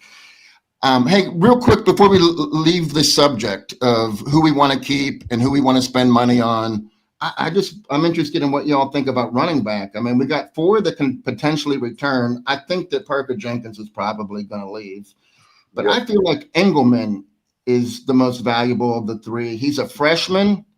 He's a killer at pass blocking. Did he play yesterday? No, I don't think he did.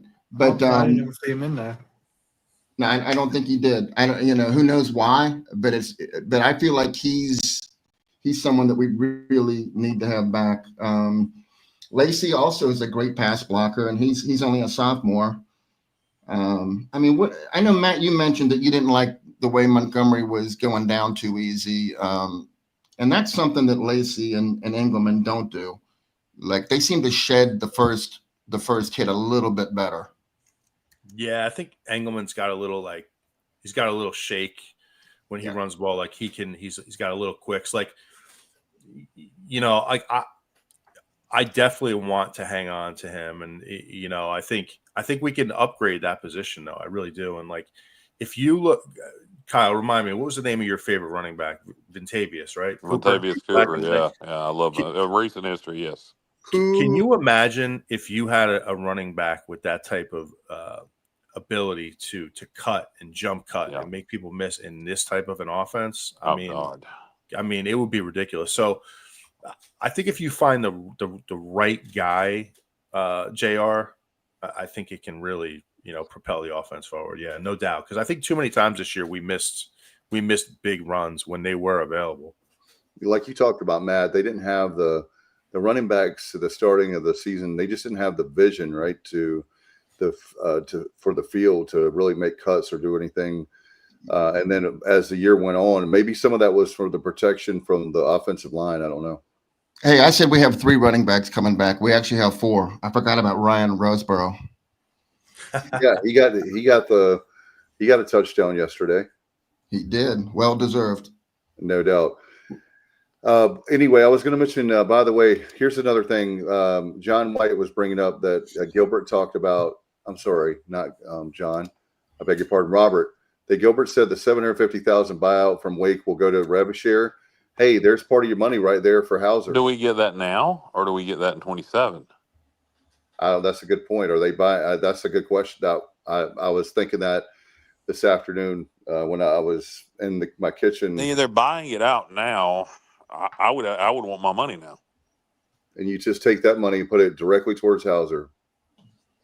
Yeah, hopefully we negotiated that.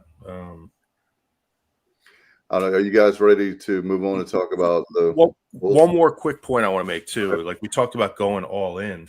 I don't even think we're going all in really when you think about it, because by all accounts, when we get the additional revenue from gambling in the state of North Carolina. Oh yeah, I forgot all about that. That's going to be another factor here, and I don't know too much about it. I don't want to pretend to know too much about it, or if that's going to be next year or the year after. But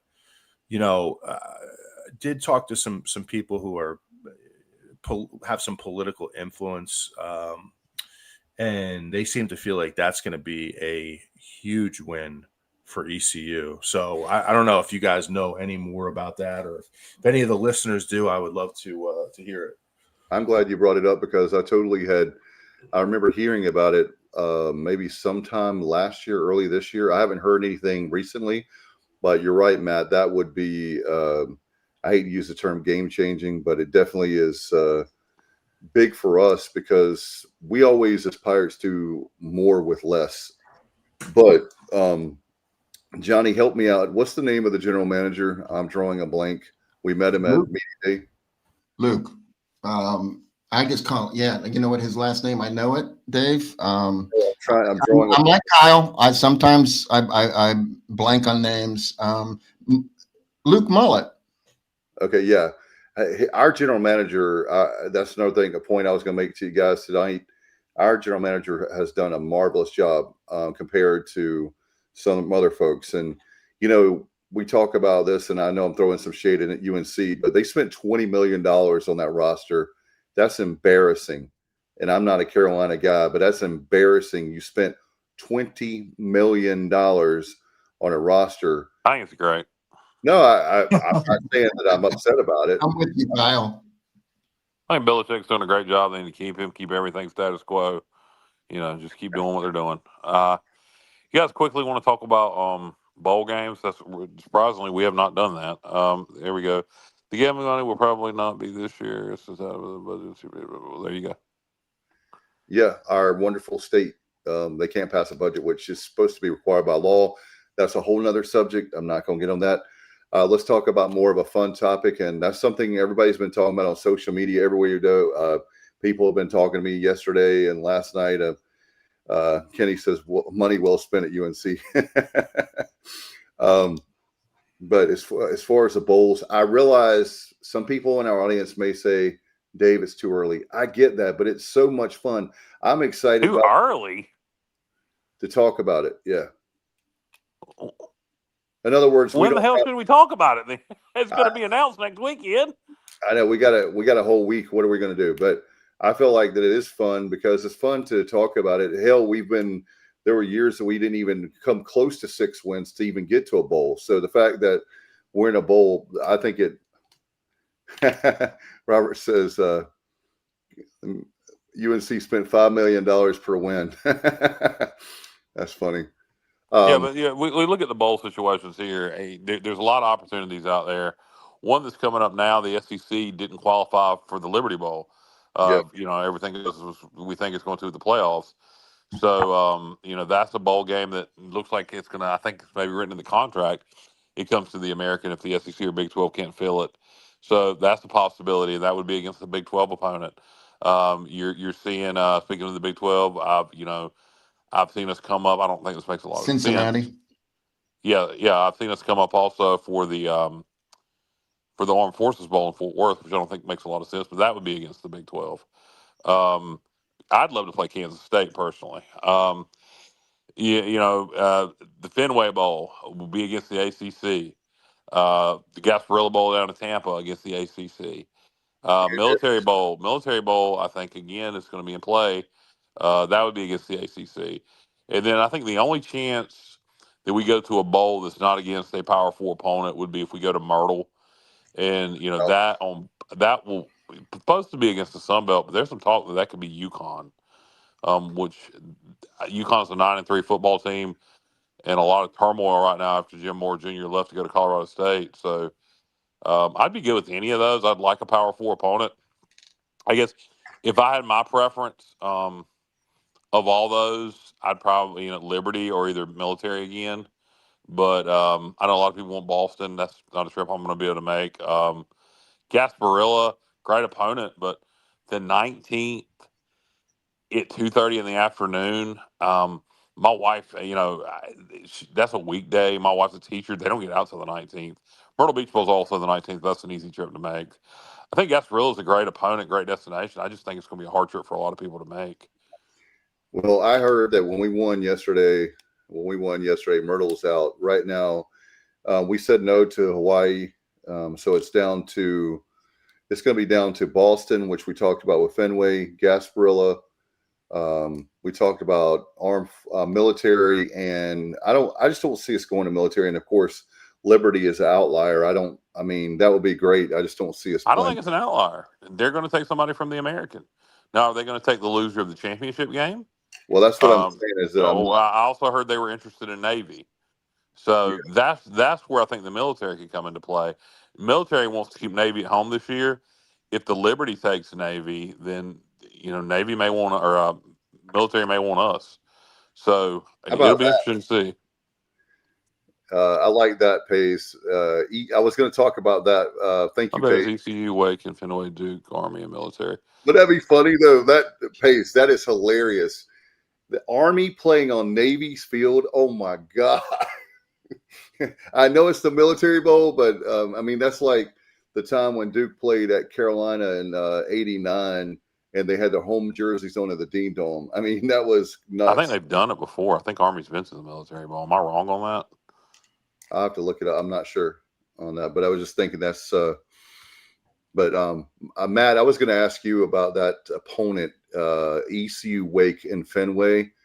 The more I thought about it, after. You have to have storylines, and after what they did to us, like they don't want to play us, they're too good to play us. They can use whatever excuse they want in the book. I think it will be a great matchup. How about you? Yeah, I think it'll be a really good matchup. How ironic would it be to have two schools from North Carolina coming all the way up to Boston, Massachusetts in 20-degree weather? And I said it last week, but that bowl game is all about who wants to be there the most because the conditions are always terrible.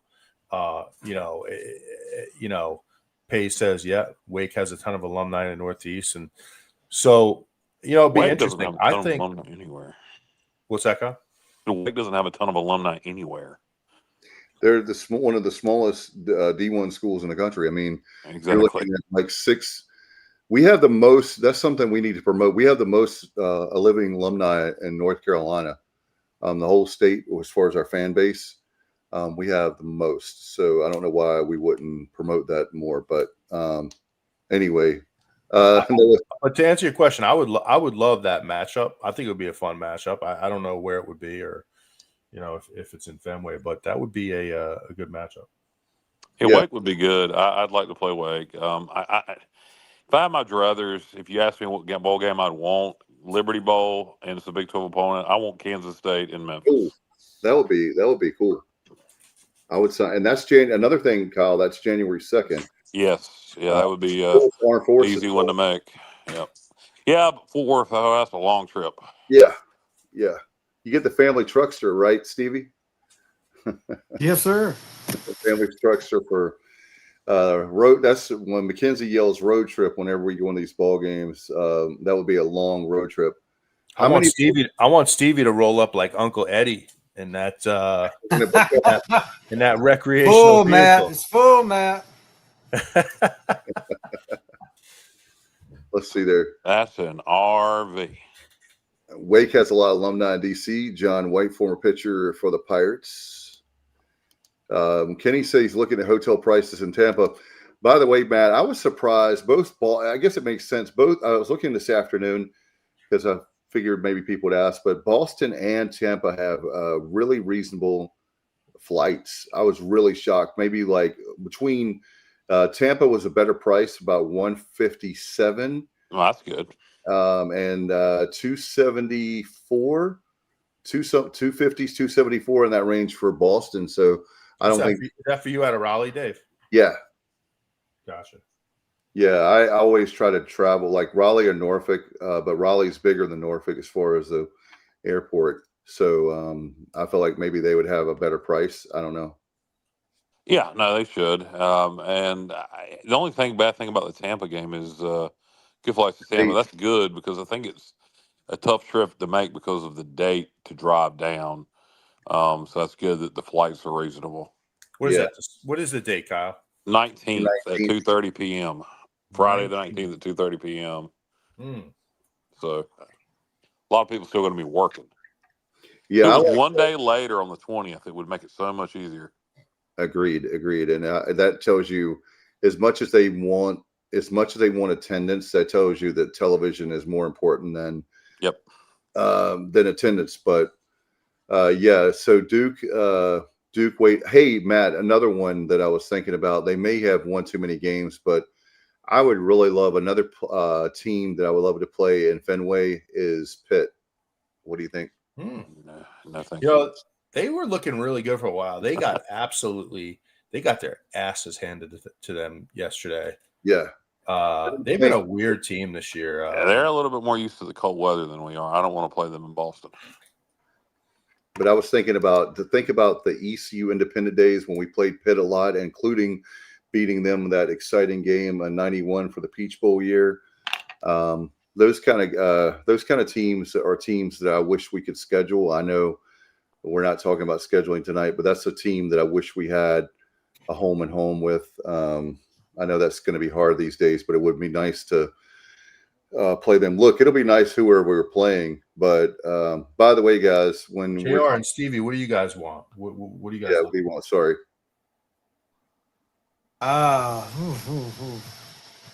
If you had your one choice of the bowl game, what are you thinking? That's a good question. I don't know. I mean, Myrtle's convenient as well. We're out of Myrtle, but that would have been convenient. What is Brandon talking about? Georgia Tech in the Dowdy Ficklin Bowl, just one more home game. What? We can't do that, Brandon. What do you? I don't understand why you're saying that. No, there was a guy that was trying to do the barbecue bowl, but that didn't. Yeah. Myrtle Beach got picked obviously over, and Chicago was it Chicago? There was like it was, and then it never happened. Yeah, the Chicago Bowl never happened. Right. But I don't know what the hell he's talking about. I think he's wishing that we had a home game, but that's just not gonna. The closest thing would be Myrtle, and then Annapolis again. I think the only reason some people are down on Annapolis is they don't want to go there 2 years in a row. I enjoyed the trip. I would totally go again. Annapolis was great. I mean, they have a great I tell you what, as a commissioner, Stevie, that downtown is to die for. That downtown they have in Annapolis, wow, it was real. What did you guys think? I wouldn't die for it. It was awesome. Yeah, we had terrible weather last year on game day. It was still a good time. Can you imagine a little bit better weather? I mean, that downtown is great.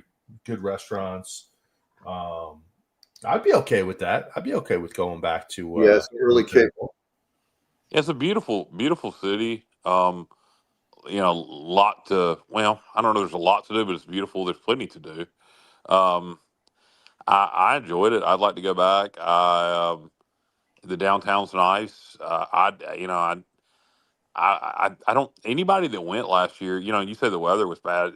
It could have been way worse. I mean, it rained, yes, It was but the warm at least. temperature, it was in the 40s. It could have been, instead of being 48, it could have been 28.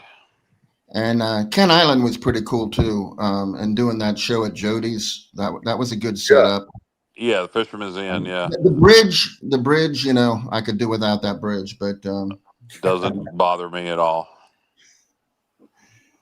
Yeah. So anybody that grew up going to the Outer Banks, that bridge does not faze them. Not at all. No. Hey, man, Kyle, not at all. And No, Jody, the Bay Bridge bothers me because it's so long. It's like 3 miles, and it's very skinny lanes. But I saw that Athlon Sports, I think it was, had us playing Cincinnati in the Liberty Bowl. Yeah, and that would be kind of interesting. Yeah, I saw that. I'd love to go to the Liberty. Okay. So I was going to say something about that. It'd be an interesting matchup because their tight ends coach is Curtis Fitch, whose dad was the Pirates offensive coordinator in 2007 through 2009. Curtis Fitch and Luke Mullet came from Cincinnati. So there's like a lot going on there between us and Cincinnati. So that might be interesting. I think go ahead, Dave. No, I was just going to say really quick. I think with Memphis, the great thing about Memphis is there's a lot to do there, and right after the New Year, January 2nd, that's a good time. Yeah, and I mean, since he wouldn't be my pick, it'd be fine. I'd love to play Kansas State. I think Kansas State is very beatable. I don't know how excited they'd be to play East Carolina. And I think they're a very beatable football team. Not the Cincinnati, not the Cincy, but on paper, I really like the Kansas State matchup. I agree. And Matt, we talk about all the time and guys, Stevie and Johnny chime in. We talk about all the time about potential teams we can play. How about that with K-State? That would be a great game, not only to have in a bowl, but maybe even we could do a 2-for-1 with them. I don't know. Sure. I don't know if they'd be interested, but it'd be great. And that is projected for Armed Forces in Fenway, but that's just a projection. It could also end up being them in Memphis. Kentucky firing Mark Stoops tomorrow. That I don't know about that. Kentucky should probably take a good look around and see that there's not a lot of people left out there to hire. So I don't know. Yeah, they got. I'll tell you, I was shocked how bad they got killed by Louisville. Right?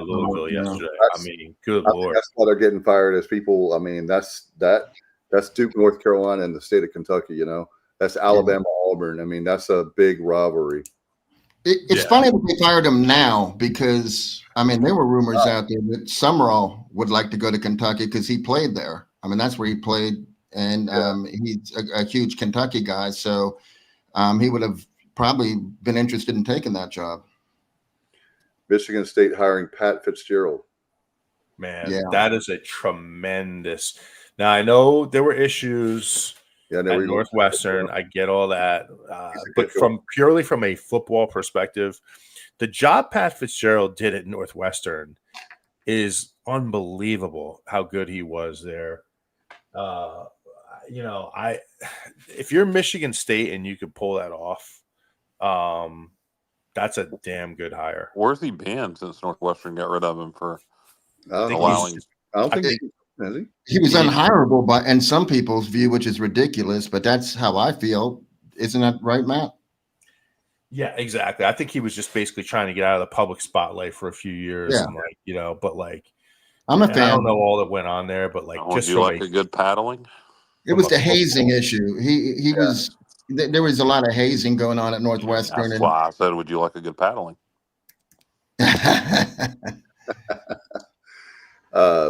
But yeah, you guys make a good point about fire. We were talking about earlier, firing. You fire a coach and you have no plan. That sounds like, oh, wait a minute, Confer. But we've been through that, and they had no plan. And Matt, I know you talked about Penn State. Penn State is a really good job, and I can't believe that I can't believe that they don't have, and they can say all that. Maybe they do, that there's a coach that they're going to hire from another school that's going to take the job that's still coaching. I don't know, but man, I thought they would have some big name coming after you get rid of Franklin, but we'll see. How about talking about coaches real quick? I'm a fan of this guy, and he hasn't been in the talk about people that were out of the public view and hiding out for a while. Nick Rolovich, first of all, when he was quarterback at Hawaii, he lit it up. You know, he won me many a wager, late nights when I'm chasing. Anyhow, Nick Rolovich was coaching at Hawaii, and then he got the Washington State job, and then COVID came, and he said, "I'm not taking that shot." And they said, "Well, then you're going to have to resign." And so he didn't take the shot. They fired him. Now he's back on Cal's staff, and they fired Justin Wilcox. So here comes Nick Rolovich as the interim coach, and they're 17-point dogs to SMU, and they won the game outright. I would just love. I know it's one game, but he was very successful. Where he coached before. I would love to see that guy get another opportunity. I'm not sure where that could be. Let me ask you a question. How in the blue hell do you get fired? And I remember when all that happened at Washington State. How in the blue hell do you get fired at Washington State for refusing to take a COVID shot and end up in friggin' Berkeley? I mean, yeah, that's the whole thing. The GM is Ron Rivera, and I'm not trying to be political, but Ron Rivera is pretty woke, if you want to use that term. And there's no way he'd hire Nick Rolovich. I'm pretty sure of that. The one that surprised me the most, guys, Jim Mora Jr. I mean, he went to Colorado State, but like, if I was a big school, I would really. It's too late now, but I don't know why he didn't get more attention, because I agree. I mean, the job he did at UConn. I think he would have if he'd waited. Yeah, I think he is. He grew up in Colorado. Part of his life, his dad was a head coach a coach at Colorado, Jim Moore Sr., and so he grew up in Colorado part of his life. So it may just he wanted to get back out to that area. Would be my assumption. I don't know why you wouldn't wait. Right. Yeah. No, I agree.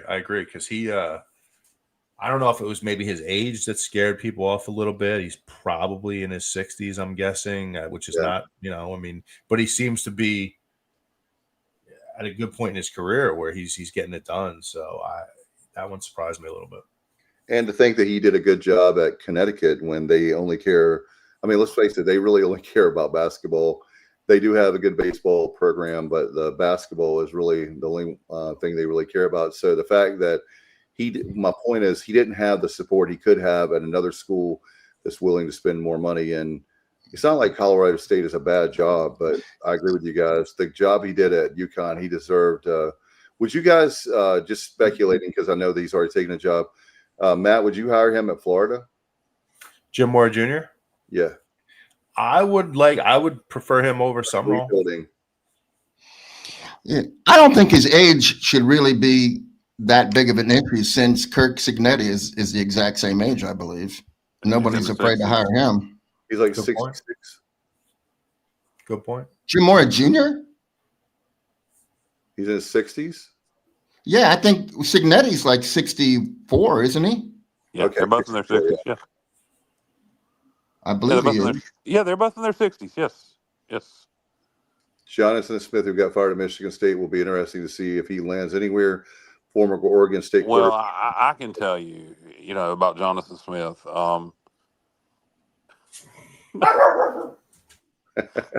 That's what nobody's going to get it. He's a dog. No, nobody's going to get this joke. Nobody's going to get it. But I can tell you, Jonathan Smith is an angel. Nobody's going to get that joke. No. Nobody. It's a TV. It's from a TV show. Highway to Heaven. Oh, okay. Yeah. Stevie is out. Yeah, Stevie, hope you're feeling better, dude. He's Stevie's checking out on us. He's not feeling well, so I don't even know if he's going to say goodbye. But there he goes. I know. Hey, Bubba, you just put up that Jim Mora Jr. is 64. What about Signetti? How old is he? As is Kirk Cincinnati. What did I call him? 66. Holy. No, I said 66. Yeah. I'm wrong. Like they're in their 60s. I mean, are we sending them birthday cards? They're in their 60s. No, I'm just saying that Jim Mora Jr. is still probably got a lot of coaching left in him. He does, and I think, but I think if he went to Colorado State without seeing what else is out there, he went there because that's where he wants to be. He wants to be in Colorado. Yep. And he grew up there. His dad was on the staff at Boulder, so I mean he's been. And everybody seems to hate that lives in Matt. I don't know if we'll wrap this thing up here. Matt, I don't know if you hate Connecticut, but I don't think you love it. Everybody seems to hate Connecticut that lives there. I don't love it, but some of the highest taxes in the country. Rich people, Kyle. Rich people live in Connecticut, and that's why they only use Balsam Hill. But you got good nutmeg, don't you, Matt? What is that? The nutmeg. What did he do to Meg? Apparently. I said nutmeg. It's the nutmeg steak. Couldn't they come up with something a little more enticing than that? Like, depends on what Meg looks like. There's just nothing too great about the WWE's there. ESPN's WWE there. Is here, but it wouldn't be the place you'd pick to live if you had your options. But I mean. I'll tell you, this coaching, the dominoes have been interesting to watch, and it just seems like there's not a lot of guys out there. I mean, but again, you look at our stability for next year in the American with all these guys leaving, you have an opportunity, you have a window for sure that we need to capitalize on. Absolutely. Yeah. I don't know if we'll have a show Wednesday night or not. There's nothing to preview. We do have one. Why? Well, we have a Wednesday. We have a Wednesday show. We have none other than John he's actually been on our show once before, but we're going to have what you should get a pirate, for the student stores. John Palmer, the merchandise manager. He's definitely in. So we'll have a show on Wednesday. If y'all, I don't know if you want to do it, but if you don't, fine. But we're going to keep the continuity of Wednesday night, and if any rumors, anything we hear, anything from players from the portal, anything like that, we'll be talking about that, and there might be another guest or two that we can get. Well, Dave, you're forgetting something. I can't believe you're forgetting this. I thought you were a basketball guy. We're going to be talking about the big win over UMES. Yes. UMass. Maryland Beach Shore. We're going to be talking about how we just, destroyed them. So hopefully, anyhow. Well, I'll tell you guys, our basketball program is a dumpster fire right now. Don't get mad at me, JR, but I know. You know what I'm mad at? I'll tell you about Matt. I'll tell you what I'm mad at. I'm very disappointed I'm really disappointed in the job that Mike Schwartz has done. And, I just don't understand what he was trying to do with this team from just a positional perspective where he's trying to build a paint team in an era that's predicated on perimeter shooting and guard play, and you're trying to build a paint team with some very questionable bigs. I just don't get it, man. I'm lost. I don't understand what he was trying to do. Okay, Matt, let me just follow up with this. I actually have been feeling bad. Oh, I'm over it now. But I was feeling bad after the Wednesday show for a couple of days because I felt like I shouldn't have been so harsh towards Coach Schwartz. But a part of the reason is I had zero expectations for this team, like none. And I wasn't going to buy season tickets because for me, it's just too big of a commitment. But I did it based on what he convinced me that we were going to be competitive and these players were going to, there were the right pieces that we needed. And clearly that's not the case. And that's why I was a little bit harsher with Coach Schwartz than I should have been. But hey, I want to say that last season, obviously we needed a 3-point shooter then, and we had decent 3-point shooters. But if we would have had one guy that was better, it would have made a difference. And instead, we're like far worse from the perimeter. Like you said, this is not an era where you dominate in the paint. You need perimeter players. We have zero, none. So I agree with you, Matt. I'll be watching the game, but yeah, I'm kind of I kind of apologized for being so harsh last week because I am a basketball fan. Johnny, I know you called out Cameron from Goldsboro on Pirate Radio yesterday for the fifth quarter, and he called anybody spending money on basketball or idiots or something like that. A paraphrase. Yeah, well, that's exactly what he said. And then I said that he wasn't a true Pirate and that he has no right to criticize people that are actually putting out money for a product that's not real good right now, but they're trying to make it better for Pirate Nation, and that he was scum. And then I felt bad about that. I really did. I mean, and if you're listening, Cameron, I don't think you're scum. I just was really puzzled by that remark. You would think that you'd want all the Pirate teams to do as best as possible. So right, his point, I know what he was trying to say. What he's trying to say, invest in football. In football, the problem is if you want our school, we want to be a Power 4 school. We want to be at the next level. And guess what? If our basketball program is atrocious, it doesn't matter how good our football. It doesn't matter how good the baseball team. It doesn't matter. Our Olympic sports can be good. It does not matter. Men's basketball, you have to spend more money, and that's. I don't think money's the issue. We spent $1 million. I think it's piss poor coaching and piss poor talent selection. I mean, we spent over $1 million on the roster. It's basketball. I mean, it's a small roster. You know what's going to happen, fellas? There's just going to be donor fatigue. And I truly believe that. People are just going to get tired of donating large sums of money and getting this. And it's going to be hard to recover from when we start losing the donors that we have now. You know, it's going to just going to be hard. Blackwell, you know, when Schwartz leaves, when he gets fired at the end of this year, Blackwelder, I may be saying his name wrong. I know. Garrett Blackwelder. He's a billionaire. Probably ought to get his name right. He hasn't given me any money. That's why do I care? But I would let him. You know, we need a name.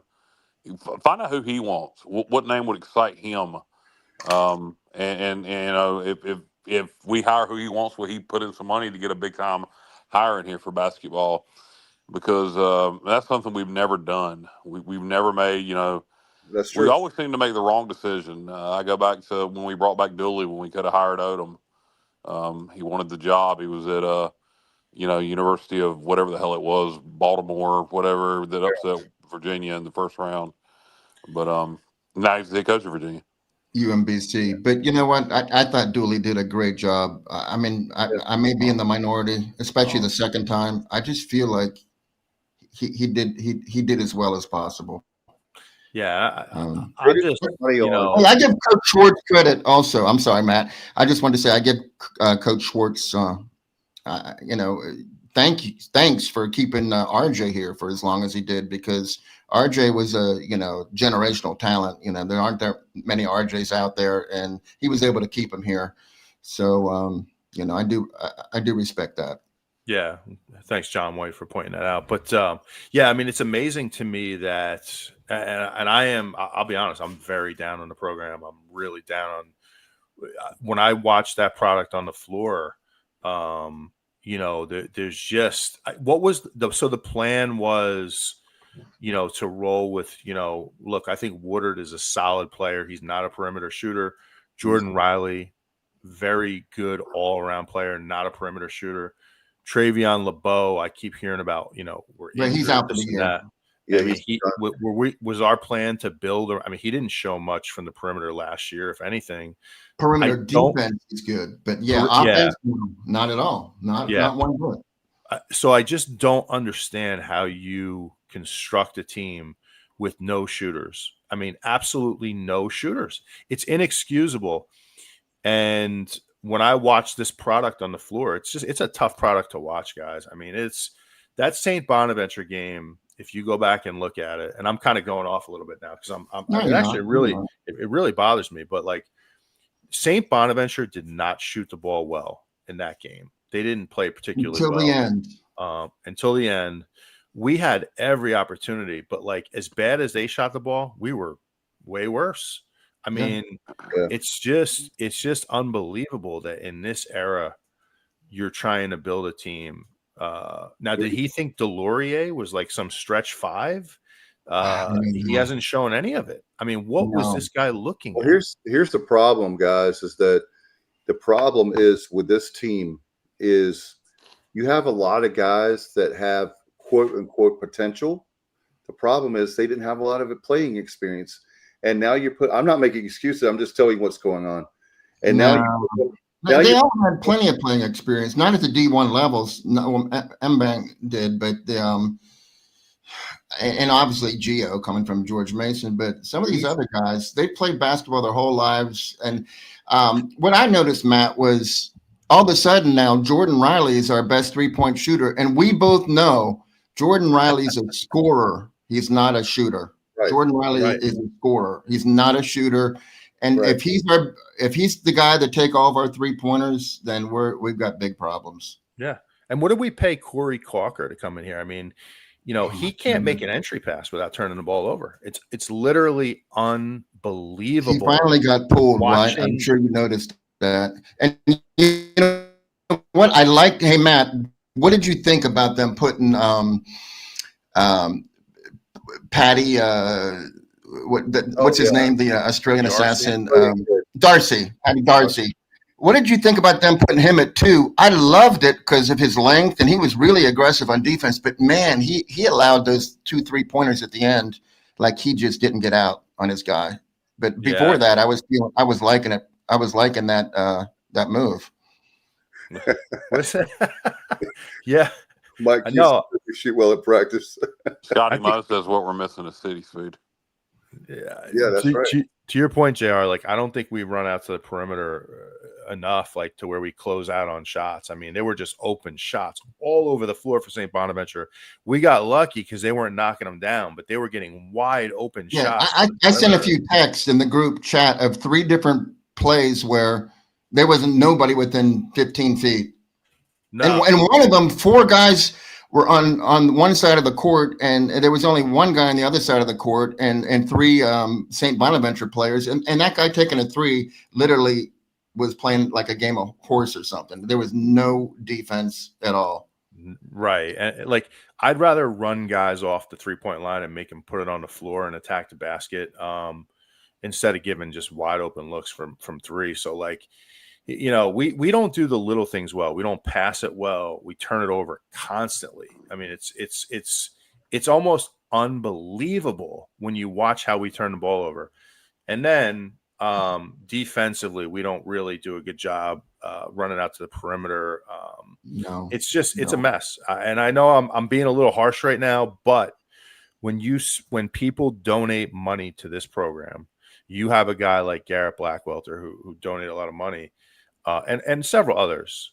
This is not an acceptable roster. No, I'm sorry. Here's the problem. I'm going to make it short. But obviously we're terrible at 3-point shooting, but we're equally terrible at defending the 3. So every single game, the opposing team has about 6 or 7 more 3s than we do. So that's 21 points. You got to find a way to make up those points somewhere. And it's almost impossible. I mean, we get to the line a lot, but you're not going to, it's really difficult to make up for the deficit that we're having at both ends of the 3-point line. Yeah, no doubt, man. Yeah. It's just, it's one of those things where, again, that's why I had to say something about Cameron, whatever his name is, from Goldsboro, is that, it's not a pride thing. We are very upset about basketball, and basketball should be a lot better. And I'm really happy that football and baseball is doing well, but there's just no excuse why. Matt, for example, I'm not delusional. I didn't think we were going to beat Michigan State, but my God, we didn't even show up for the game. I would think, I don't know what the line was on that game, but it was embarrassing. The Michigan State game was really embarrassing. They called the dogs off, luckily. Oh, yeah, exactly. if they wanted to Jeff Traylor us, I mean, it would have been a 70-point win. Hey, speaking of Jeff Traylor, has that guy gone off the deep end in the last few weeks? Like, what in the world? I is know. going on? I agree with you. I mean, what happened with Army yesterday? I mean, what's going on with this guy? It's like he's holding grudges from games from last year. I do not think we had any cheap shots on McCown last year. I really don't. No, you know what? Kids wear their helmets so loose nowadays. It doesn't take much to knock someone's helmet off at all. That's true. I'll say this, Army's beat them twice, once in a conference game, once in a non-conference game in the Dome. You hear those rumors about the headsets, and hate to spread rumors, but God knows you ain't going to cheat against the U.S. government. So I'm just saying. But anyway, Traylor's a red. If y'all heard, and this is coming from one, I think Traylor's a bit of a redneck. So just from hearing him speak, so I think that could be his issue. Pace has said he's just mad. He's bitter. He hasn't got a call from a better job. That might be true. Well, he's got to learn how to win on the road. It's crazy to say when somebody kicks your ass that I think if we played them again, particularly if it was in Greenville, like if we could play the Dowdy Ficklin Bowl, if we played them in Greenville, we'd beat the crap out of them. I agree, 1,000%. And you're right, Matt. He had some choice words with Monken. I mean, what are you doing? Like, okay, you had your streak come to an end, but you knew eventually the streak was going to come to an end. And it's not like Monken has a bad program or you lost to a really bad team or they did some cheap shots or, Jeff Monken is the most stand-up dude in coaching, I would think. I mean, I've listened to his podcast. I like him so much. I like him. That I listen to his podcast just because they're good motivational, he's very centered and he's not that kind of guy. Cut blocks, maybe. What's that? Cut blocks, maybe. Is that? Are you asking why he was cut pissed? Blocks? Yeah, Traylor may be pissed because of cut blocks. I think it was something from last year when they played up at West Point. Something that happened on the sideline. I want to say, again, just like he holds some weird grudge against us. Man, I was talking to somebody about this very subject before the show, a couple minutes before the show, actually, and we were talking about Traylor, and he said, "You know what it is? He's a Texas high school football coach. That's what he is. He's a redneck." And you're right. And now he's on the sidelines of a major college football team, but he's still just a Texas high school football coach. And I think that's true. Payne said he calls him salty trailer. How about this? Trailer trash. Yeah, that's great. That's great. That's going to be used against us, but thankfully we don't play him anytime soon. So I use it against me. He can come on. We'll talk face to face, Jeff Traylor. You like to talk shit? Nobody can talk shit better than me. Let's talk, baby. That'd be. Hey, do you want me to invite him on the show? Get him on. We'll ask you what his problem is. I'll find out. I'll get to the bottom of it. Guys, since we're kind of going off here on different subjects, all right, let's see this comment from Bubba first. Apparently, Monken pushed UTSA player helmet to the turf on sideline as he was stepping over. And that was last year, right, Bubba? That happened last year, I want to say. Apparently, Monken pushed a UTSA player helmet to turf as long as he was stepping over. That didn't. That's perfect. So Monken was stepping over the UTSA player and reached down and pushed his helmet into the turf. That's apparently what happened. Wow. Since we're kind of going off here, this is like a round robin, just going off on everybody right now. But let me just take a minute and go off on Lane Kiffin because. Oh yeah, please do. Yeah, to me, there's not a bigger dirtbag in college football than Lane Kiffin. And amen. People feel free to disagree with me, guys, but this guy, I mean, how many jobs is he going to take in the SEC? He's the definition of a narcissist. Amen. He's as arrogant as they get. There was a report that came out today that really aggravated me that he wanted to apparently finish out the season coaching at Ole Miss. and he made some threat that, if they didn't let him coach, he was going to start poaching players and coaches. If that's true, that guy, again, like he's now at the level of like a Bobby Petrino or somebody like that. I mean, complete dirtbag. You can't.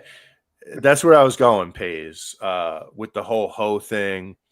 Now, I'll tell you, the problem with the Ho thing was when Kiffin approached that reporter or podcast or whatever it was, that guy should have stood up a little bit, I felt like, because I didn't like how Kiffin kind of approached him and then walked away. But look, this guy, he just has no class. What do you guys think? Yeah. Go ahead, Johnny. Sorry. I was just going to say, he left Tennessee in the middle of the night, and he's always, there's some people out there that are just never happy where they are. They always think that there's somewhere better to be.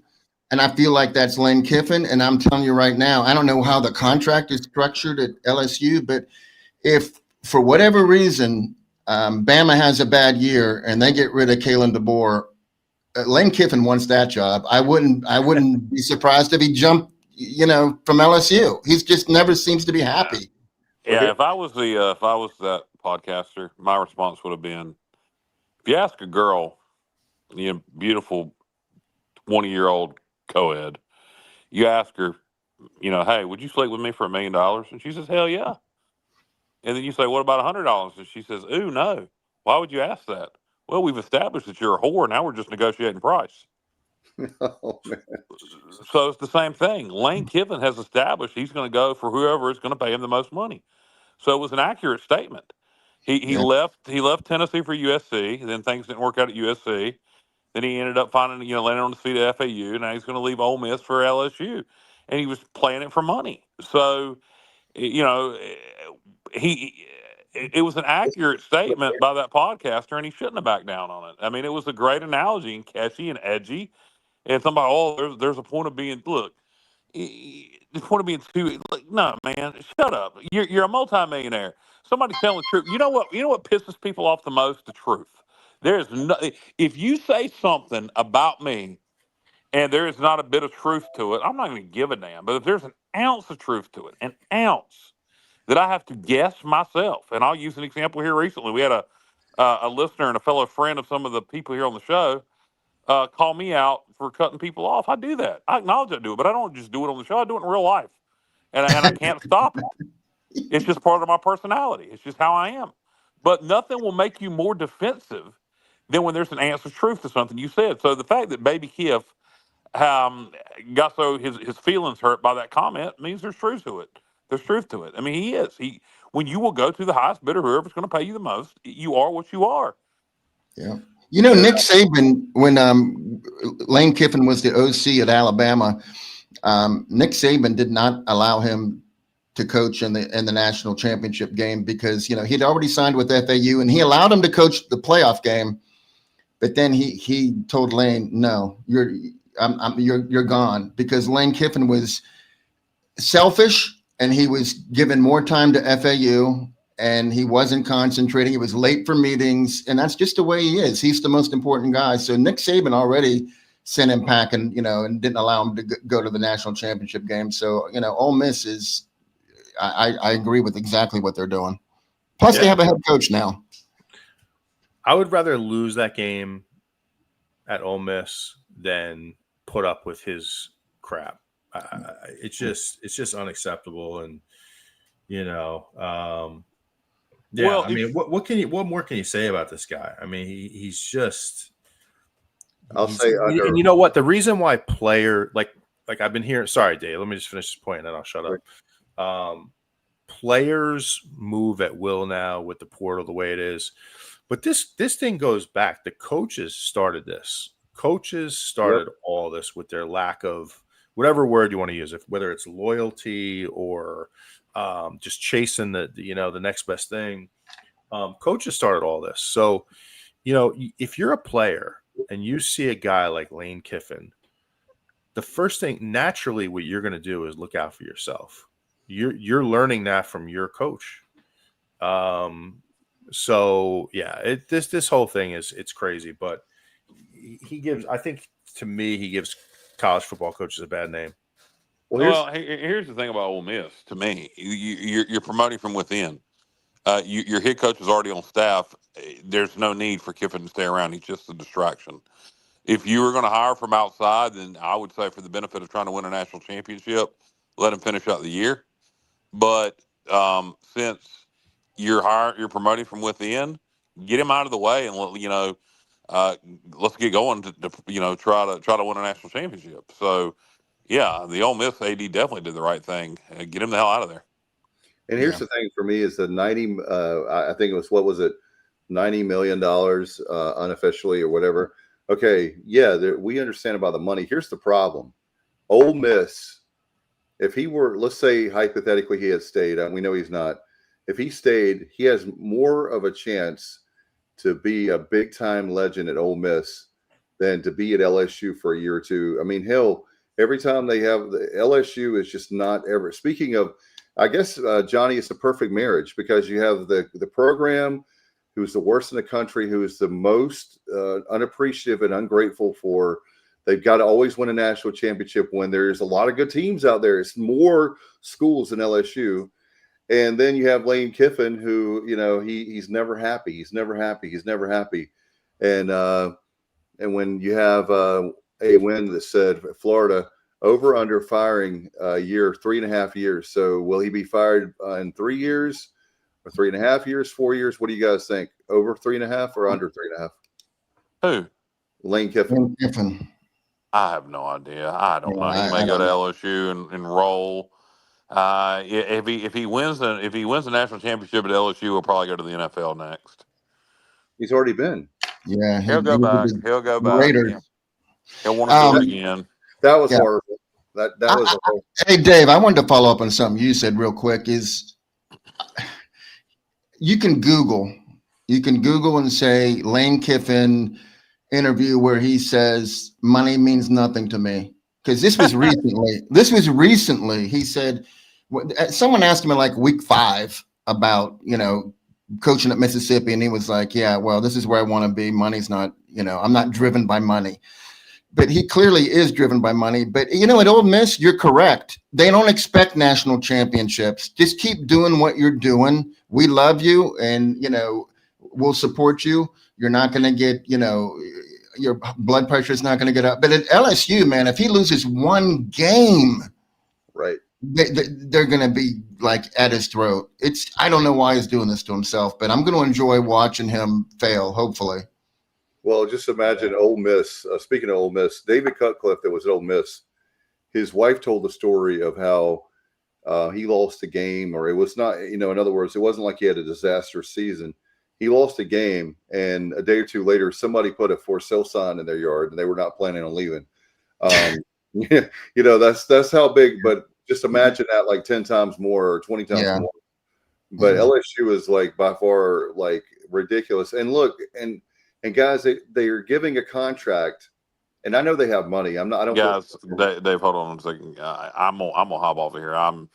I got a cold and it's starting to get to me, and I need to take some NyQuil and take my butt to bed. So, guys, I guess we'll be back Wednesday night. Hopefully, we'll have maybe a little bit more clarity on the bowl situation. Probably not until the weekend. Y'all enjoy the rest of the show. Everybody, be good. All right, man. Feel better. Feel better. All right, we'll see who can last as long. No, I agree with you, Dave, on that. On your last point. Yeah, it's really sad to see someone that he does this. I mean, he didn't. I thought for sure that I would have thought that he had learned his lesson after Tennessee, but look at him. He's just not. That was way early in his career, and then he's leaving. He gets fired on the tarmac, like we talked about. It just. Why? And if you're an LSU, let me ask you guys this, and we can wrap it up. If you're an LSU fan, don't you know this guy could be? He's like another. We mentioned the guy's name. Bobby Petrino is another guy that literally has a job and interviewing for another one at the same time. Always. Yeah. And oh my gosh, do you guys have anything before we get out of here? Jeez, man, I think we covered a lot. We just went for 2.5 hours. So, I think so. Yeah, a lot to talk about tonight. yeah, I guess my final thing would be, it's going to be an interesting couple of weeks here to watch ECU, and hopefully the dominoes fall in a good way, where we get, coaches stay, Hauser stays, and we're able to keep this thing rolling in the right direction. My fear is that when that first domino falls, and if it does fall in a negative direction, things could snowball a little bit. So we'll see. Yeah.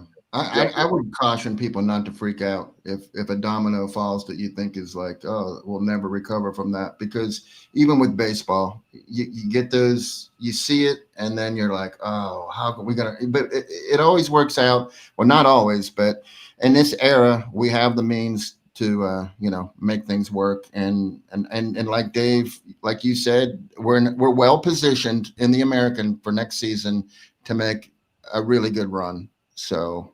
We'll be okay in the portal. We're going to get some additions. We're going to lose some people, but I think overall, I have faith in Luke. I have faith in the entire coaching staff. We'll be fine.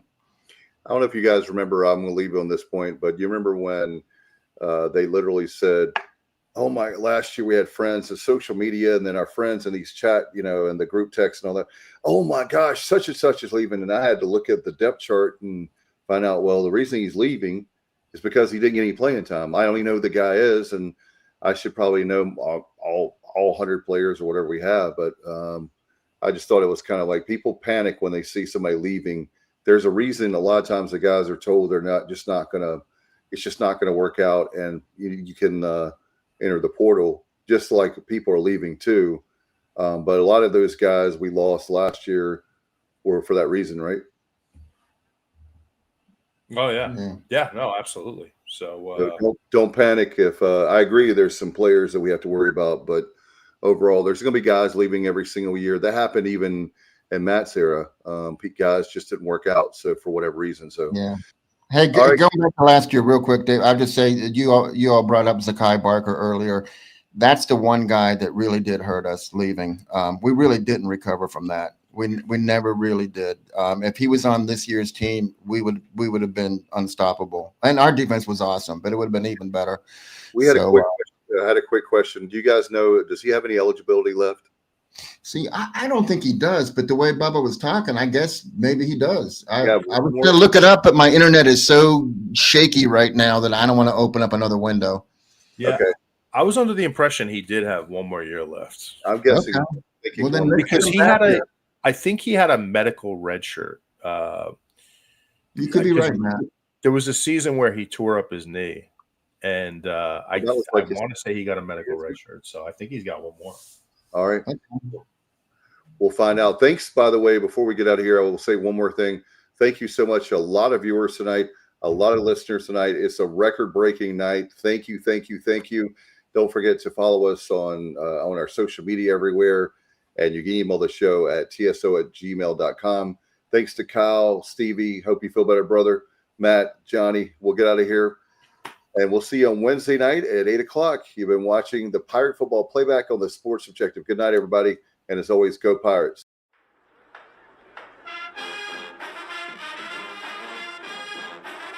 You're watching the Sports Objective, the podcast for Pirates.